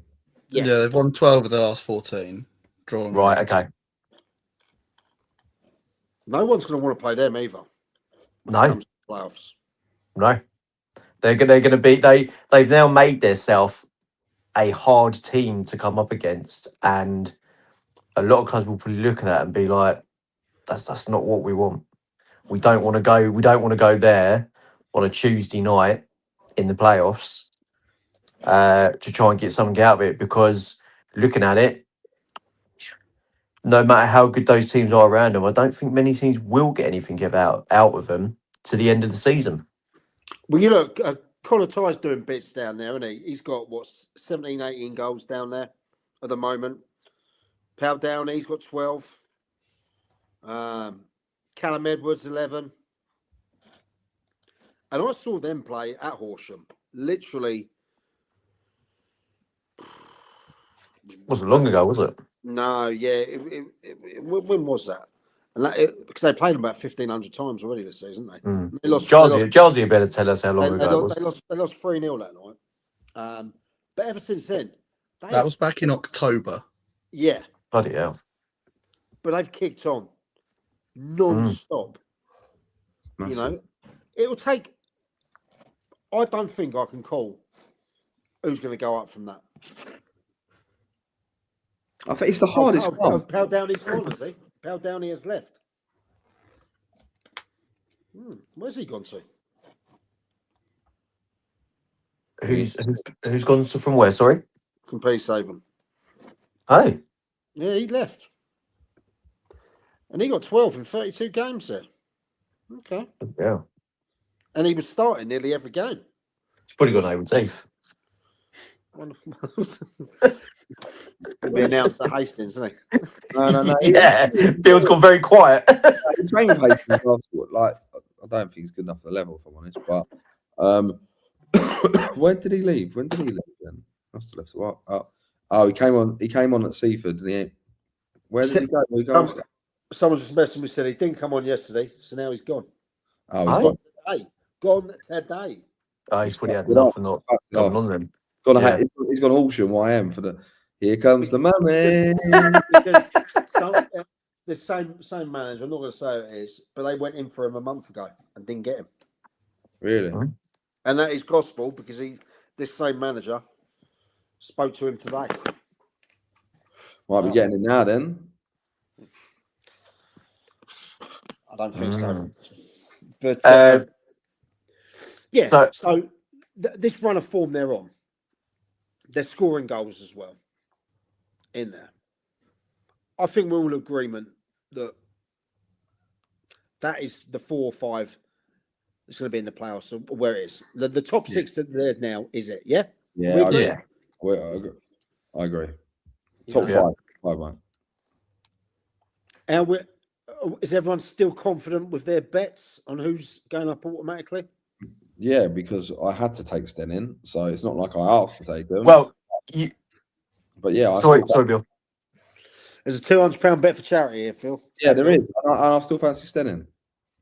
Yeah, Mike, you still with your Haywards Heath? Well, I've got him. Yeah, absolutely. Still confident. All right, then. Well, who's? They're 2 great teams. They're 6 great teams up there. It's gonna be a knockout. Okay, Monty, who do you think's going up?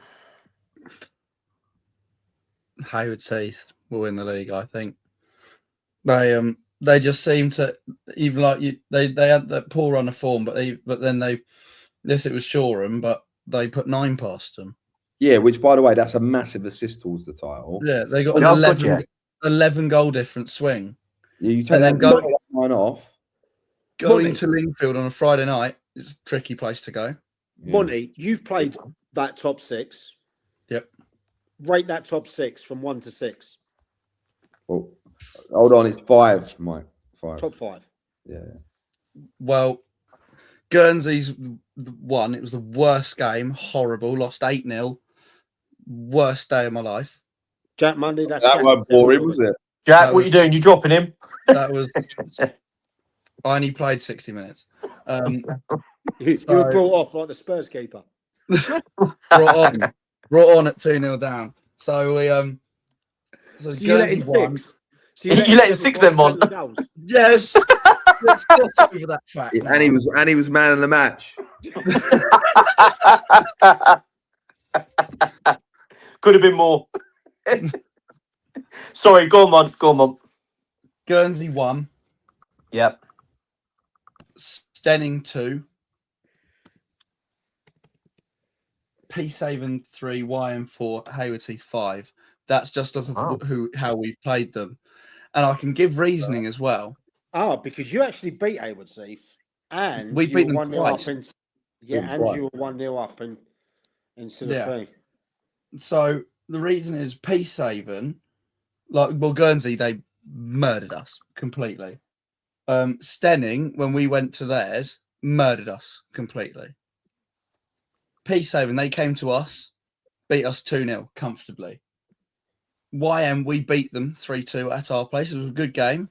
But I thought we probably, over the course of the 90 minutes, deserved to beat them. And then Hayward Heath, every time we've beaten them, we go into a game against Hayward Heath and we're like, we can fucking do them. We know we can do them. Well, I missed the first half in that cup game that I turned up to. That was late, and you were 1-0 up. Yep. weren't you? Yeah, that's what story that was. But you not getting there till. Yeah, well, that's another thing, mate. I'm not going through all that shit again. But Russ is right, cracker, though, isn't it? Well, I'm going to put it on the line here. I'm going to say Stenning are going to win the league, and Peacehaven will nick it. Because if Horsham go up, I've got to get a fucking tattoo. What, Horsham YM tattoo? Yeah, Yeah, he made a silly bet, didn't he? That I agreed to. In Guernsey, I think it was. Yeah. Any one of those teams can win the play. Any one of them can win the play. I agree. Oh yeah, absolutely. Anyone can win it. Yeah, 100%. I'm gonna go Stenning to go up. Oh, hold on a minute. If I look at the table, so it'll be Stenning. If it stays the way it is, and Hayward Heath and Stenning spin around, Hayward Heath will be at home to Peacehaven. I think Hayward Heath win. Guernsey will be at home to Horsham YM. Now Horsham went to Guernsey and won. I was there. So was Lee. Yeah, what a game that was. Comfortably. It was comfortable as well. Yeah, It would likely be a midweeker. definitely be midweek. Be Tuesday night. Yeah. Might not be a good one. Right? Might not be a good one. Yeah, So- agree with that, Connor. I hope Horsham go and win that. But let's just say Horsham do, yeah, pull it off. The final would be at Hanbury, Hayward Heath versus Horsham YM. That's if Hayward Heath don't, or let's replace them and put Stenning in there. Stenning. That's it. So I think it'll be either Hayward Heath or Stenning go up, and then the final will be the team, whoever they are, home versus Horsham YM. And one game, anything can happen. That could be mad. I probably agree with that. Although It's so hard to call. My mind changes every week. You can't write off Peacehaven. They're unbeaten in 14. No, you can't write them off at all. We're all still looking at it saying it's definitely Stenning or Hayward Heath to win the league as well. Mathematically, It's not over for any of the clubs below them. that's not the case. It's a big ask. It's a big ask. I wouldn't want to go to. Yeah, Connor's right. Both teams for the goals. I would not want to go away to Guernsey midweek. You're not taking your supporters because there's only 2 flights a day now because one Yeah. of the airlines went bust. You got to fly with Yeah. Propeller Airways that me and Lee did. Air Ringy. We- I tell you what, that plane, we was sitting there. I said to Mike, look down there, and you could see where he was sitting. You could see the outside of the plane. That's how fragile that propeller plane Usually is. what happens when you look out of a window, though, Lee? Not out the window, numpty. That plane was falling apart, I tell you. Yeah, so I wouldn't like to go there because I tell you what, for that game, they'll get over 1,000. 100%. Easy. Over Easy. 1,000. And if you're only bringing over, The drummer boys. yeah, 20 fans, say what, Uh-huh. maybe 30, 40 tops, right? Because these planes only hold like 60 people, 70 people. They're crap, aren't they? Yeah. It's like getting a cheap Learjet, you know? Might as well go Speaking and of the... Sorry, just a really quick one. Speaking of the drummer boys yesterday for Horsham YM, Liam's probably going to kill me for this, but I taught him a new song about Mr. Giles. I said to the boys, "Are you going to do it?" And they went, "Yeah, what is it?" I went, Is that balls- true? Is that true? Is that? Can you get a boat over there? must be able to get to Guernsey. Well, Yeah, it probably boat, takes, yeah. it probably takes about how long will it take to get? No, it's like Isle of Wight, isn't it? Surely it's not. You go from Southampton, Portsmouth, sorry. You can go Yeah, you from go from- Poole as well. Yeah. Ooh, what's this? Do you go Ooh, from hang on. The old lines Can the popped up. dockers jump on the dock and go over there? Dion Hey, Jarvis, do- has got a 3-game ban after Saturday. Oh, What happened? Don't know who sent me that either. Just tell me your name and why he's got that ban. So he- And without a doubt, Dion Jarvis is one of the best players Got in the straight league. red in the 90th minute. Was that what it is? Ooh. Mm. And he's one of the best players in the league by far. Yeah, but they have got good players, haven't they? Look, Barnes. Marcus Allen, fucking Alex Brewer, Mitch Bromwich, Harry Heath, Ryan Worrell, mate. Ryan Worrell is the start. I'm telling you, Ryan Worrell is one of my favourite Okay, just can't get the boat. players. Yeah, I love Ryan Worrell. He's having Ryan Worrell in the dressing room, a winner. Yeah, won the league with Hastings United and Ishman South East. Is well good enough to play Ishman Prem. Having that level of winner, and he's fucking hilarious. He's the best in the dressing room. If you want a player in your dressing room, you want Ryan Worrell in your dressing room. Yeah, having a player like that will help you get over the line. He's been there. He's been there in the tight games where it's been 0-0 to the 8. He's played in the team. The Hastings team were like, no, Arsenal picked up their win in late in games. He's been there and been part of that. He's had to take penalties in high moments of games to win them. He's had to do all the hard stuff, right? They've added a real winner in their ranks there, a real winner. So like they might have lost Jarvis for 3 games, but if you go around that squad, it's They got I think Stenner are a fantastic team. they are. They're great. I really love getting banter from their fans, and it's friendly banter. It's not. I encourage it as well. I encourage it, so it's nothing negative, you know. By the way, but I love what Hammy and Hollis are doing up there. You know, they got a beautiful club there. Some really great players. It's gonna be some end to the season in that league, and Div 1. absolutely, yeah. But all right, lads. Well, let's get out of the county leagues now. What's been happening in some of the bigger leagues? It's big boy football. And one of you lot got feedback as well. Not me. Not me. I think it's more. Let's all mute. Let's test it. Someone mute.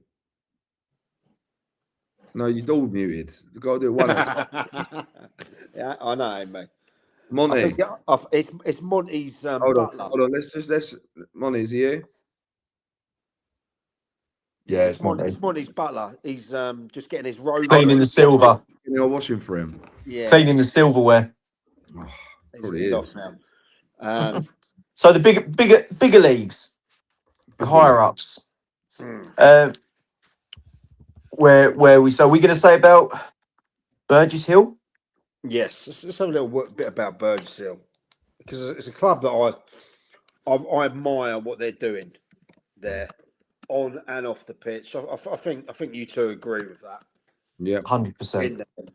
I love the fact that they've got their little fan zone now.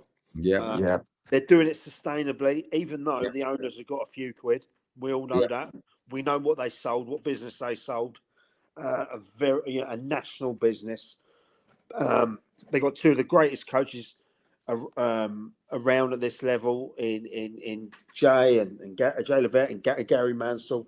yeah. Big supporters of what I've done as well. Yeah, same. With SNF as well. Great guys and on here. How far can they go? Well, depends, yeah. It all depends. Like, it's relative. So their squad that they've assembled is an Ishman Prem squad. Yep. Yeah. You know, there's players in that squad that I highly admire. Ben Pope, obviously, I've got, again, I'm biased because of the Hastings time, but because they're 5 on the bounce, Bill. Yeah, they're flying. Right, they got. Where are they in the league? Sorry, off the they're 7th in the league. I think they're 5 points away from playoffs. They're on a little. They might be able to nick a spot. Like you say, Jay Lovett. I've got Gary, great guy. Jay Lovett, I know more than Gary. Got a lot of time for Jay. My mate Matt Hayward, who was my analysis at Lancing, is now the analysis at Burgess Hill. So that tells you the level of staff that I did take to Bill. Way. Was there a rumour that Gary possibly weren't going to be about? A rumour did come about, but I heard that from Trevor, who I work with SNF, who obviously is known around the scene. Well, I heard it was bollocks. So from inside the camp. So that might change. It might be, football. Like, there's no smoke without fire. So we'll see. But I'm not a fan of co-managers. No. Who makes the decision? No, actually, I wasn't until I think you need a certain relationship with your manager. So when I never agree with co-managers, and then I saw Anthony Johnson and Bernard Morley did a Salford gig together, right? Yeah. And I think it comes down to your relationship. Yeah. I think you both got to know who does what. So the buck has to stop with someone, even if you're a joint. Who makes the final decision? Someone has to, and trust me, in any joint management agreement, someone will. Now the problem with that is if it ain't going well, the other manager might go, well, this ain't it ain't my decision. Do you know what I mean? I agree with the comment. But I think it's about what your determined roles are. So if you're in a co-management thing and it's clear as day and the lines are drawn in the sand of who does what, it can work. It gets shit if the results aren't coming. That's when the problems come, because then if the co-manager disagrees and then wants to have a pop about it, then becomes the fraction, and he might want to take the lead, and this one might want to step down a little bit, or one will leave out the door. So you see a lot of co-managers always end up as one. It never continues. The only ones that I've seen that's been a long-term fruitful thing is Byrne and John, right? Now they're not with each other now because Anthony Johnson's just gone to Bury. Yeah, Bury. Yeah, so he's gone. He's a big bet. Like that's like his dream job, right? Lifelong fan and dream. Yeah. So he's gone there now as manager, and Byrne stayed at Radcliffe. I think that's where they were, right? Yeah. And which is crazy. I can't imagine them not working together. But John Meaney will know his role, like he did at Hastings. And by the way, John Meaney is the fucking best. I've got all the time in the world for John Meaney. Yeah, there isn't a co. Russ goes Worthing there every week. They're not co-managers though, are they? No. So he knows. Meaney could do his own one. Certainly. Meaney should in this summer. John Meaney needs to be a manager somewhere. He's done it. He went out to Finland as well, didn't he? Well, he co-managed with Gary Elphick, didn't he? Worthing Yeah. got him up, yeah. So, and then they had issues, right? I'm not going to speak publicly about it, but there was fraction there, and it didn't work, and they stepped down, and Gary left, yeah. Gary then became our manager and brought Mino in with him, which worked. Mino knew his role, Gary knew his role, and they worked so well together. Mino was the was actually the first team coach. Anthony Brown was Andrew Brown, not Andy Brown. Should know it. Andrew Brown was the assistant manager.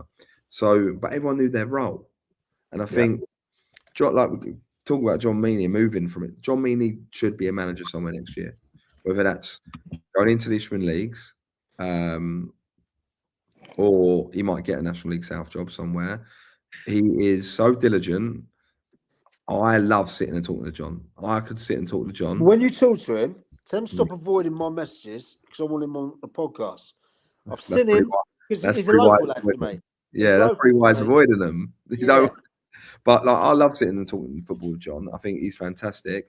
He's always been helpful for me. He helped me find an assistant manager when I went into Hayward Heath Women in the National League.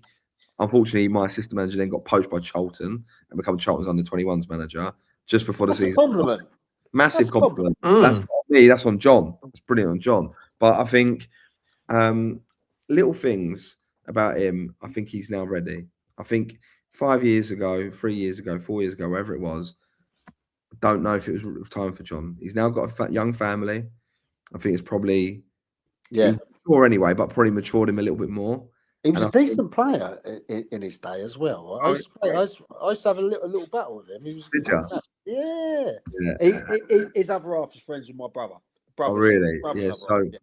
So Mino, I know we've gone off script a little bit from co-managers, but and Burgess Hill, but John Meany, like I advocate for clubs who are looking to get the phone out and give him a call, not to upset Hinch or Worthing, but leave my Worthing boys alone at the moment, mate. I like Worthing as well. All the time. Don't be poking the bear, mate, because I want them to go up with yeah, that's what I do. I poke the bear. I wind people up. I say things that people don't want to hear. Agent provocateur.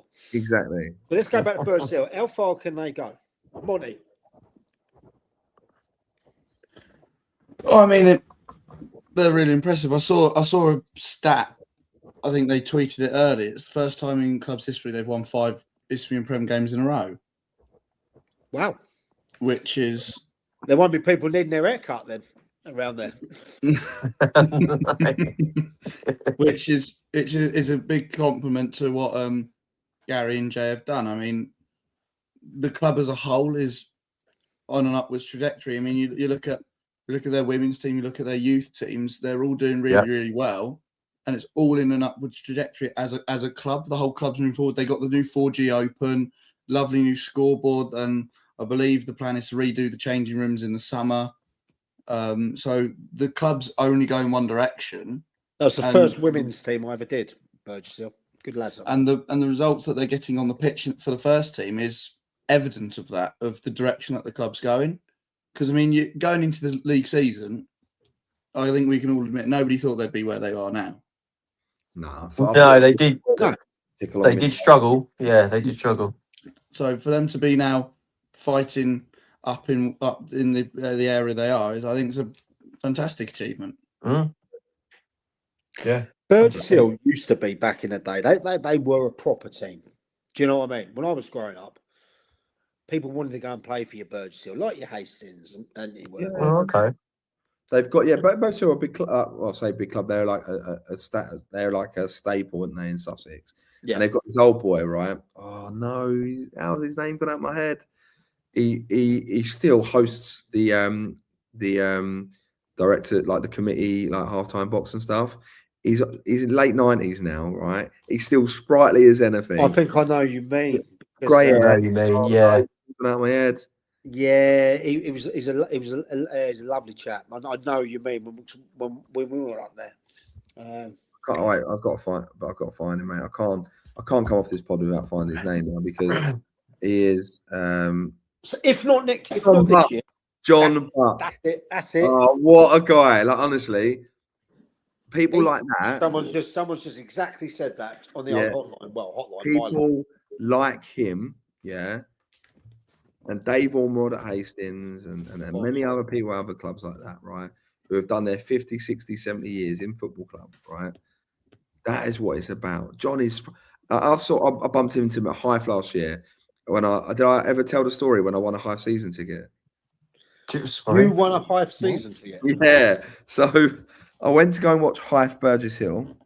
I had another upfield game off, so I thought, right, let's go to Hive. You're a sicko. You're at every single game, every week. No, I'm disgusting, aren't I? Disgusting. So I went over there, and as you walk in, everyone got like one raffle ticket. One, not a strip, one.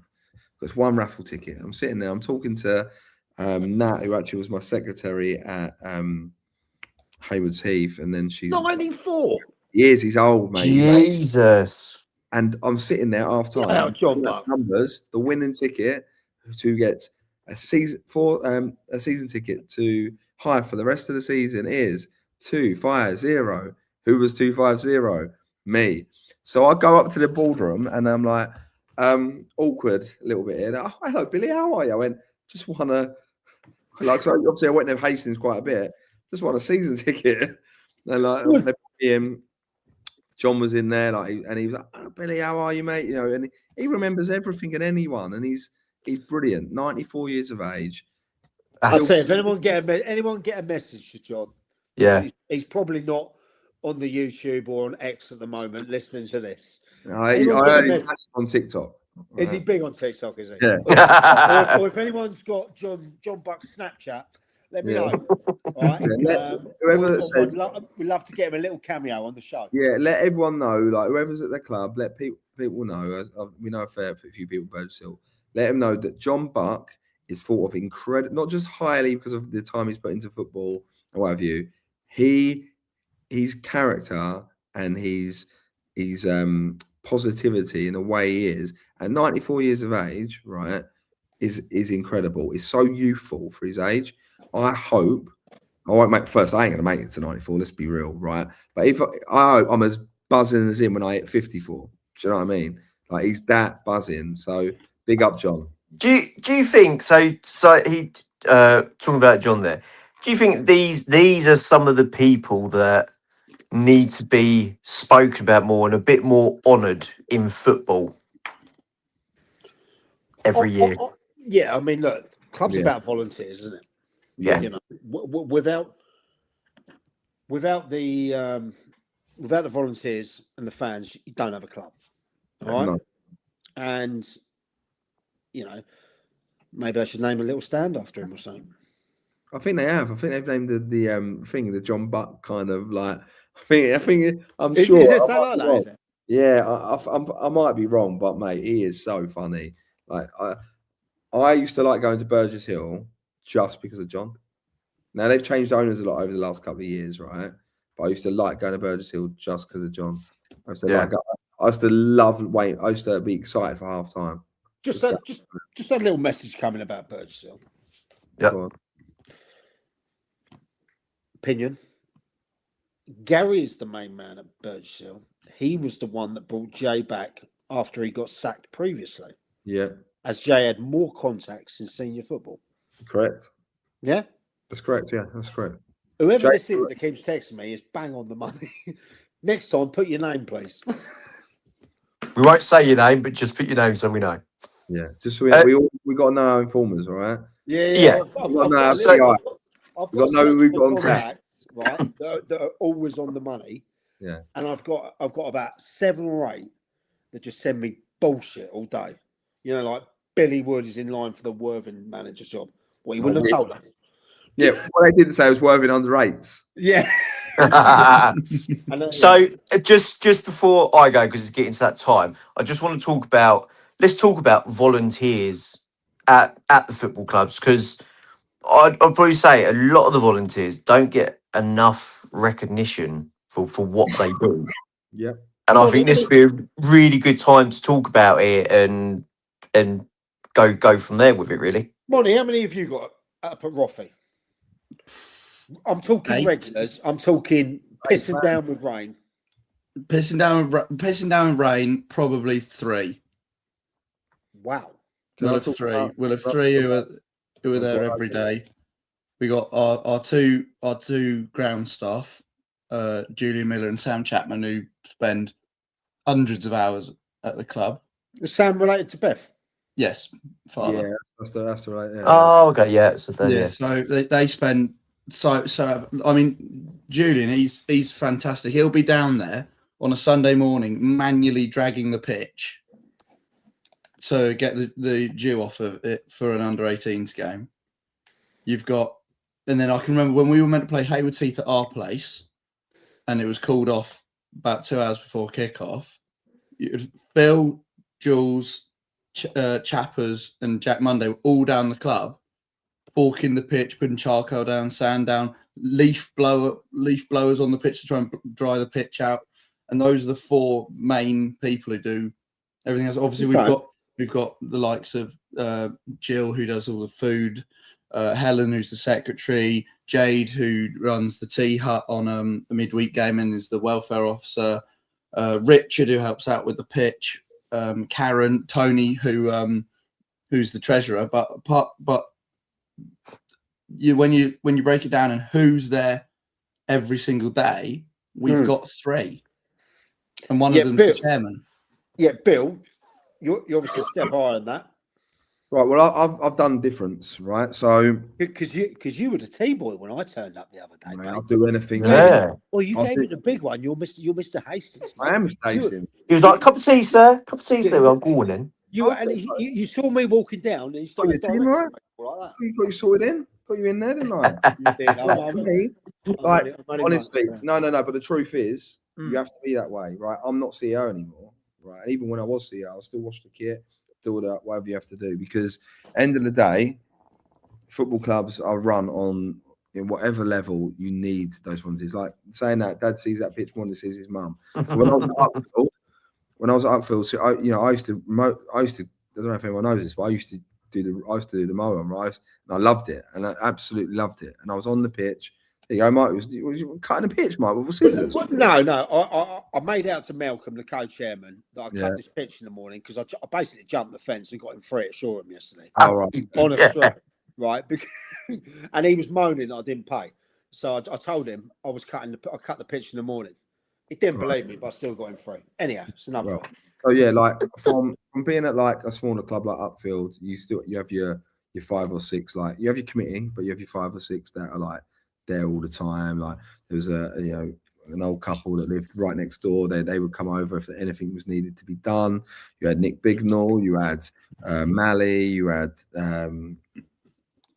Tash, and you had Michelle Wright as well. Like, I can't knock what she did. She did great. So they worked so hard for a small club like that. At Hastings, it's a bigger operation, right? So when you came into Hastings, there were stewards, opening up the gate, like 4 people on the turnstile. You walk in, you had the PA box, you've got the radio guys, you've got the people that host the ballroom, you've got bar stuff, you've got people everywhere, yeah, loads. And there's some paid jobs at Hastings, there is, but there's a lot of people that are unpaid. Paid job, someone behind the bar. Yeah, you get paid behind the bar. Yeah. But like, for example, Greg, who was on the gate when you walked in, it's nice guy. 14-year anniversary yesterday. 14 years, Greg. And he's not the only one. Dave Ormerod, he's been a volunteer. Well, he's been an owner of a football club at some point as well. Director, done it all. Been everything throughout the incarnations over 60 years. Right? These people put their life and soul into it, and I saw it. And what people don't realize is these football clubs will drag you in, and it's not let you go. It's hard to escape. Yeah. Well, that's so excited by it. You just it's that it pulls you in, doesn't it? So I think we should big up volunteers. And on the case of volunteers, some mad shit must be going on at Horsham YM. They talk about them all the time. But I saw that they're looking for a new match secretary, a groundsman. So if anyone wants to get in touch, they need people because they seem to have had a bit of an exodus of committee members. So, I was going to say, great meeting you, Terry and George. Oh yeah, Terry. Yeah. One So of for the me, fans. like Horsham YM, a club that has had a lot of change over the last Get year. his boots. Get the boys' boots. Sorry. What Horsham YM? No. Hold on. You cut a pitch yesterday. Do you want to go to Horsham YMs? No. Yeah. Yeah. No. Right. So anyone, I don't know, Gilesy, maybe you want to flush up an email address here because there could be someone wanting to be a secretary. I don't know who the fuck wants to do that job. It's the worst job in football. But flash that number up here or that email up, and we'll try and get you some applicants for the role. Can I do it? See, as we're talking about volunteers, Mhm. can I do a shameless plug? Yeah, go on. I just finished my book today. You right? I've seen some of it. Is it good? It's going to be good. It's 275 pages about the last 25 years of Sussex non-league football. Players, managers, stories, elation, tragedy.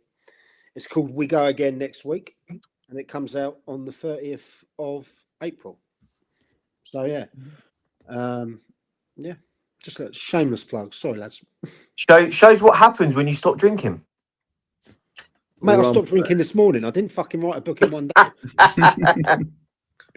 Well done, mate. And I'm looking forward to having a read of that. Yeah. Are you going to get any hard copies? Or are you going to be like Alan Partridge? I'm gonna do one of those shameless book signings where nobody turns up. Do you know what I mean? Turn it to pulp. In, telling all my stories, and they're going to have to pulp them. How much is it?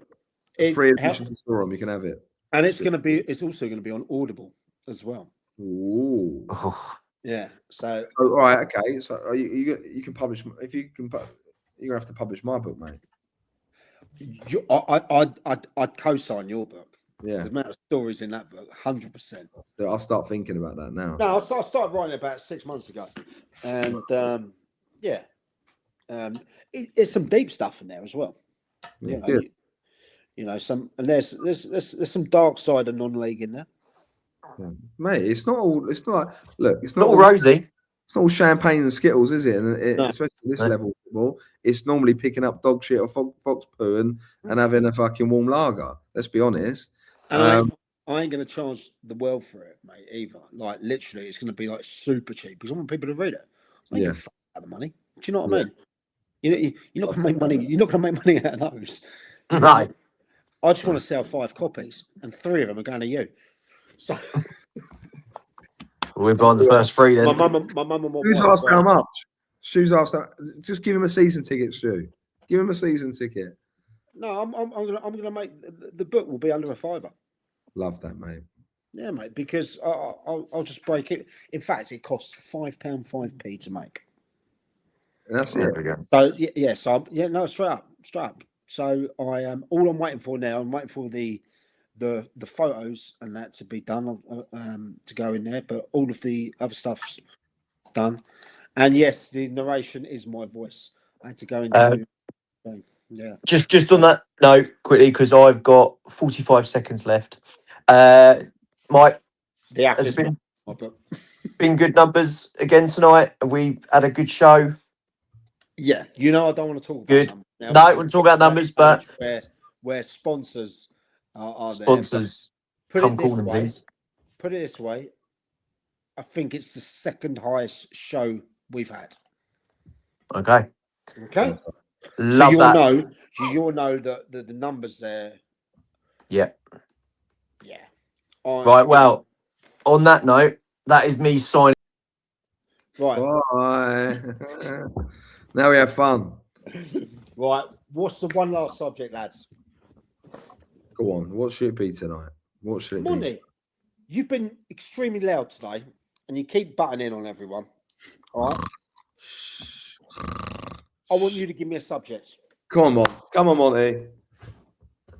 Jesus, putting me on the spot here. Croquet.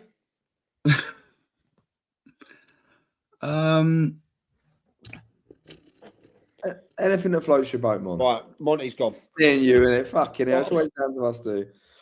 Right. Oh, he's back. He's back. What about? Let's talk about. He wants to talk about refs. I don't really want to talk about refs because I think they get a hard time. Can I tell you something that happened? I heard that happened. That's really no. Go on. I think it's been not talked about, and I want to talk about the big fight that happened. And I'm not talking about Tyson Fury's upcoming scrap. I'm not talking about Conor Benn joining Sufa. I'm talking at Haywards Heath versus Pagham. Has anyone heard about this? Yeah. Well, look, it's after 10. Let's get uncensored. I'll say I can't get in trouble. I can't get banned for talking about it. So I'm going to talk about it, Mike. I'm not in the Southern Combination. I'm in the Eastern Leagues. I'm going to talk about it. I like all three teams. You can fucking put me on the spot. So I don't duck it. Though. I don't duck it. Pagham versus Haywards Heath. I heard this is all here. This is all what's the word? Allegedly. Alleged. All right, it's all alleged. And if anyone wants to jump in and have a pop, let's have it, because there's a few pops I heard as well. And I'm not going to mention names because I don't want to throw anyone under the bus. All right, and I don't want anyone who's up for certain problems or who might be up for an FA fine or anything like that or a ban. I heard this. Two teams were going at it, and a rival team, a couple of people from a rival team turned up and were giving it in the stands. Well, you can say what three teams they were. All right, so it's Pagham, Haywards Heath, and Stenning. Yeah? What? I don't know if I can put that. What someone's just messaged in. Right, yeah. So it's all getting a little bit nasty, a little bit it's getting a bit naughty, right? Someone from neither teams that are playing that day, someone in the crowd, grabbed someone by the throat. Now, That's this exactly person, what I've just had messaged to me. right? This person is someone's son, right? I'm not saying whose son it was. Before we know it, the dad's in there. He is cleaned out, passed out, done. Not someone Sparko put him on the deck. It's fallen over. It's a bit of a ruckus. Everyone's jumping in. It turns around. Someone else is getting clumped. Like, it is kicked off, right? In the world that we live in, I'm disgusted, all right? I'm disgusted that no one from Pagham got one of these out and went like this. Pagham ain't grass. Get the old camera on. I want to see it. Or someone in the crowd. This is what's happening. There was none of that. Those Pagham fans, they're not born on being grasses. No way. Well, we know that. We know that. They have to. When you talk about grass at Pagham, you talk about putting cars on the pitches to defrost them. All right. So you don't talk about it like that. So it's all gone mad. Now, what I want to know is when will this information make it out? Who's going to get an FA ban? Will it be a player? Will it be a committee member? Will it be a board member? I think you know already, Bill. Yeah, I know who did it. I'm not going to say on camera though, because I don't. No. I think I'm happy to spill the beans, but I'm not going to throw anyone under the bus just in case they can get away with it. Look, because I don't want people getting. I'll be honest. I heard from someone well in the Pagham camp on the day, trusted, one of the trusted sources. Yeah. Everything you've just said. Yeah, true. Spot on. Mate, people might think I talk bullshit, but I'll say I heard that. I literally heard that 20 minutes, 30 minutes after. Really? Yeah. From someone, never got anything wrong, never gave me information that is bullshit, and that. It's a crazy situation because I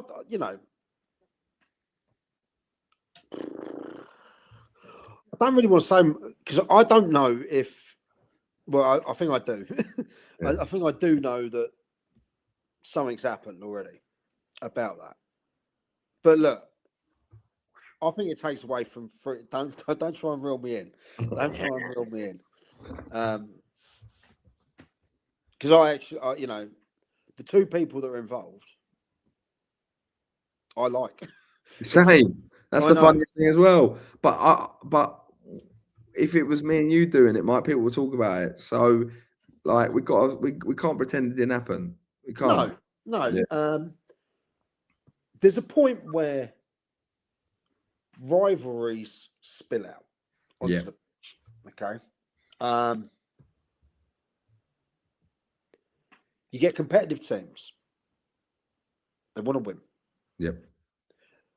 I tell you, there'd be respect on the pitch. Oh, 100%. Yeah. And in the bar. Yep. Especially with the teams. And bear in mind, this is not, let's make this clear. This was not Pagham. No, it weren't Pagham at all. No, please. That is not clear. Yeah. It was another team. They were the hosts. They were like the Eddie Hearn setting up a boxing match. So they were like Turkish Al Sheikh, like setting up Wembley Stadium for this big ruckus. They were the promoter because it was on their own turf. It's naughty, but it's not. No. Yeah. I think the people who are involved are like you and me, Bill. Yeah. We probably react before we think sometimes. Yeah, 100%. We both would.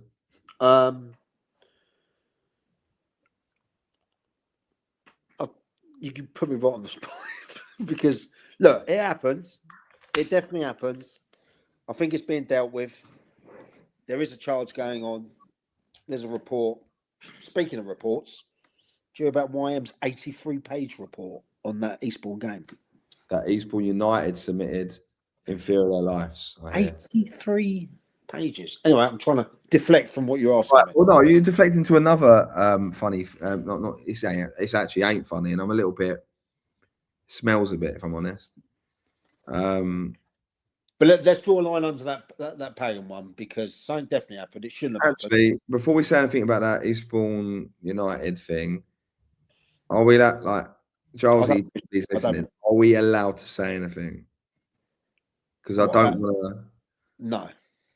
Oh, hold on. Look, Giles, he's commented. What's he commented?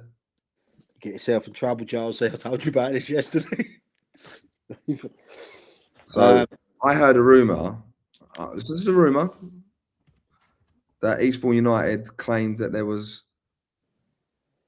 effectively there was knives brought to have a go. Like they thought stabbings were going to take place by the Horsham YM lot. Now, I heard the same rumor. I'm going to be honest. The geezers in that Eastbourne United team, a lot of them they're more rough and ready than those Alton boys. So the guy whose car was searched yesterday. Madness. He's a really nice guy. So like I don't want to say anything more. No, all I'm going to say is this, right? You live there. I live well away. I did, mate. Fuck it. They're like a lot of the lads who play there. Well, they text me now and tell me it's bullshit or whatever. Bonnie, jump in here. Stop jumping in. Jump in and take some food. Have you heard this, Monty, about the knife thing? I haven't. No. So this is new to me. There's also an investigation. There's an investigation going on. Oh, fuck it. It's not our investigation. Right. So, my thing is this, right? The knives thing, that's silly. Come on. Horsham would never have turned up with knives. They didn't think that one of their players was going to get bloody racially abused. Do you know what I mean? Like, it's like, come on. It's silly. And like I said, a lot of the boys are from Hastings, they're rough and ready. They've dealt with worse. Not saying it's right, because it's not right, but I just think deflecting from racism is never a good look. Ever a good look. So eat it. It happened. The person's been caught. They will get suspended or get what they get, whether it's a police investigation or like I think Eastbourne United have suspended the person anyway. Like, yeah, all right. Right. Eastbourne United have done what they should do in that moment. Yep. But I don't know if this 82-page report is deflecting the. Do you know what I mean? The narrative. So I don't want to say anything more on it. I've had a little bit of juice with the Pagham Hayward Heath game because I thought when I found out it was involved, I thought it's hilarious. It's not funny. Fighting at football is not funny, but I never expected it in a million years. So if that makes light at some point, like hopefully in a few years' time we can laugh about it. But at the moment, it's not funny. Someone shouldn't get hit at football. Someone shouldn't start winding people. Shouldn't get hold of someone's son at football. There seems to be a lot of people in the wrong there. Just fucking win the league on the pitch, lads. Just win the league. Well, let's end on something positive. All right. Go on. Monty, you got the weekend? Well, we're at Pagham on Tuesday night, and then we are at Wick on Saturday. Okay. Director of football, T-boy, bar manager, entrepreneur, music exec. Billy Wood, where you at? This week, I'm doing a podcast on Tuesday for music industry.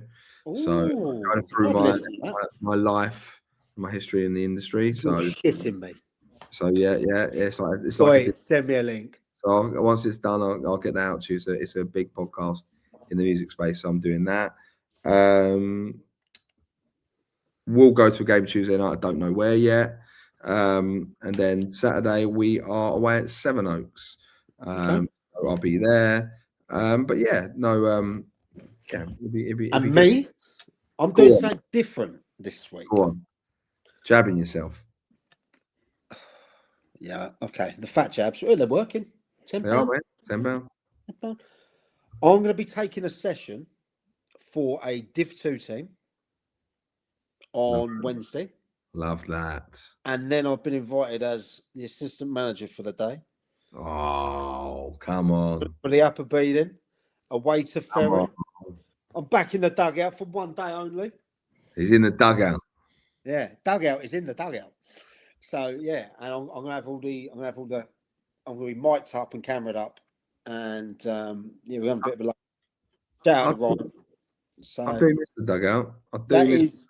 It's not a cry out to any teams that want a coach at all. No, well, me and Mike set up our own club in the summer anyway, the Ibb10 FC, and we're gonna be joint managers. Mate, we're gonna be paying silly money, mate. Silly. The budget at step 98 is going to be huge. We're going to play in the East Sussex Division 8. There's 4 teams in it. One of them they just turned. They're 82 years of age. The geezer from Burgess Hill plays for them, and me and Michael are going to throw dough. So anyone who wants to go and win everything, Barnes, Jarvis, Fisher, you all come and play for IBB.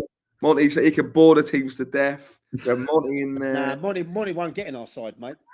No, he won't because we're going to I'll take Harry from your team. Yeah, we're having him under contract as well.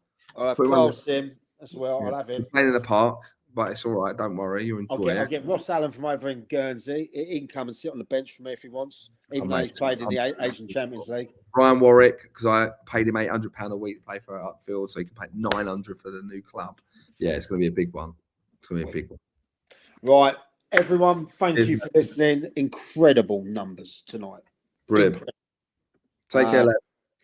But thank you ever so much. And go and check out the app at www.dugoutai.com. When Apple get their finger out their arse this week, we'll definitely be on there. But we've had incredible amount of downloads on that. And thank you to Mr. X, who is watching, a man that can't be named for reasons we can't mention. But everyone.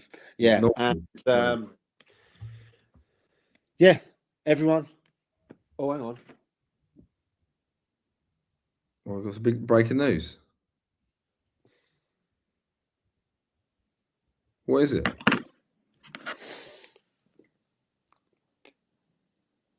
Roffey has the best aftermatch food in the county by Jill. Oh, on that note.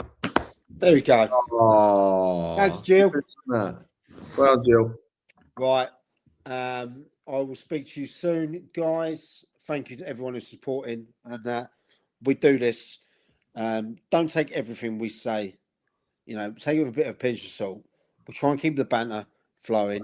We Wow. try and keep people in and around. The main thing we're doing, we're keeping a spotlight on Sussex non-league football, because without this show and the other show, this and left, no one does it. No And one. we put our time, money in it for nothing back. All we want you to do is click on, log on. You know, so go on the YouTube channel at dugoutai.com, like and subscribe there, because that's actually doing some numbers now, which is good. And all the other channels. But thank you, everyone. Billy, the Project Wood, thank you. Monty Watson Price, the most elegant and posh name in football. Thank you. And, well, Lee's already in bed. So everyone here, good night. And remember, work tomorrow.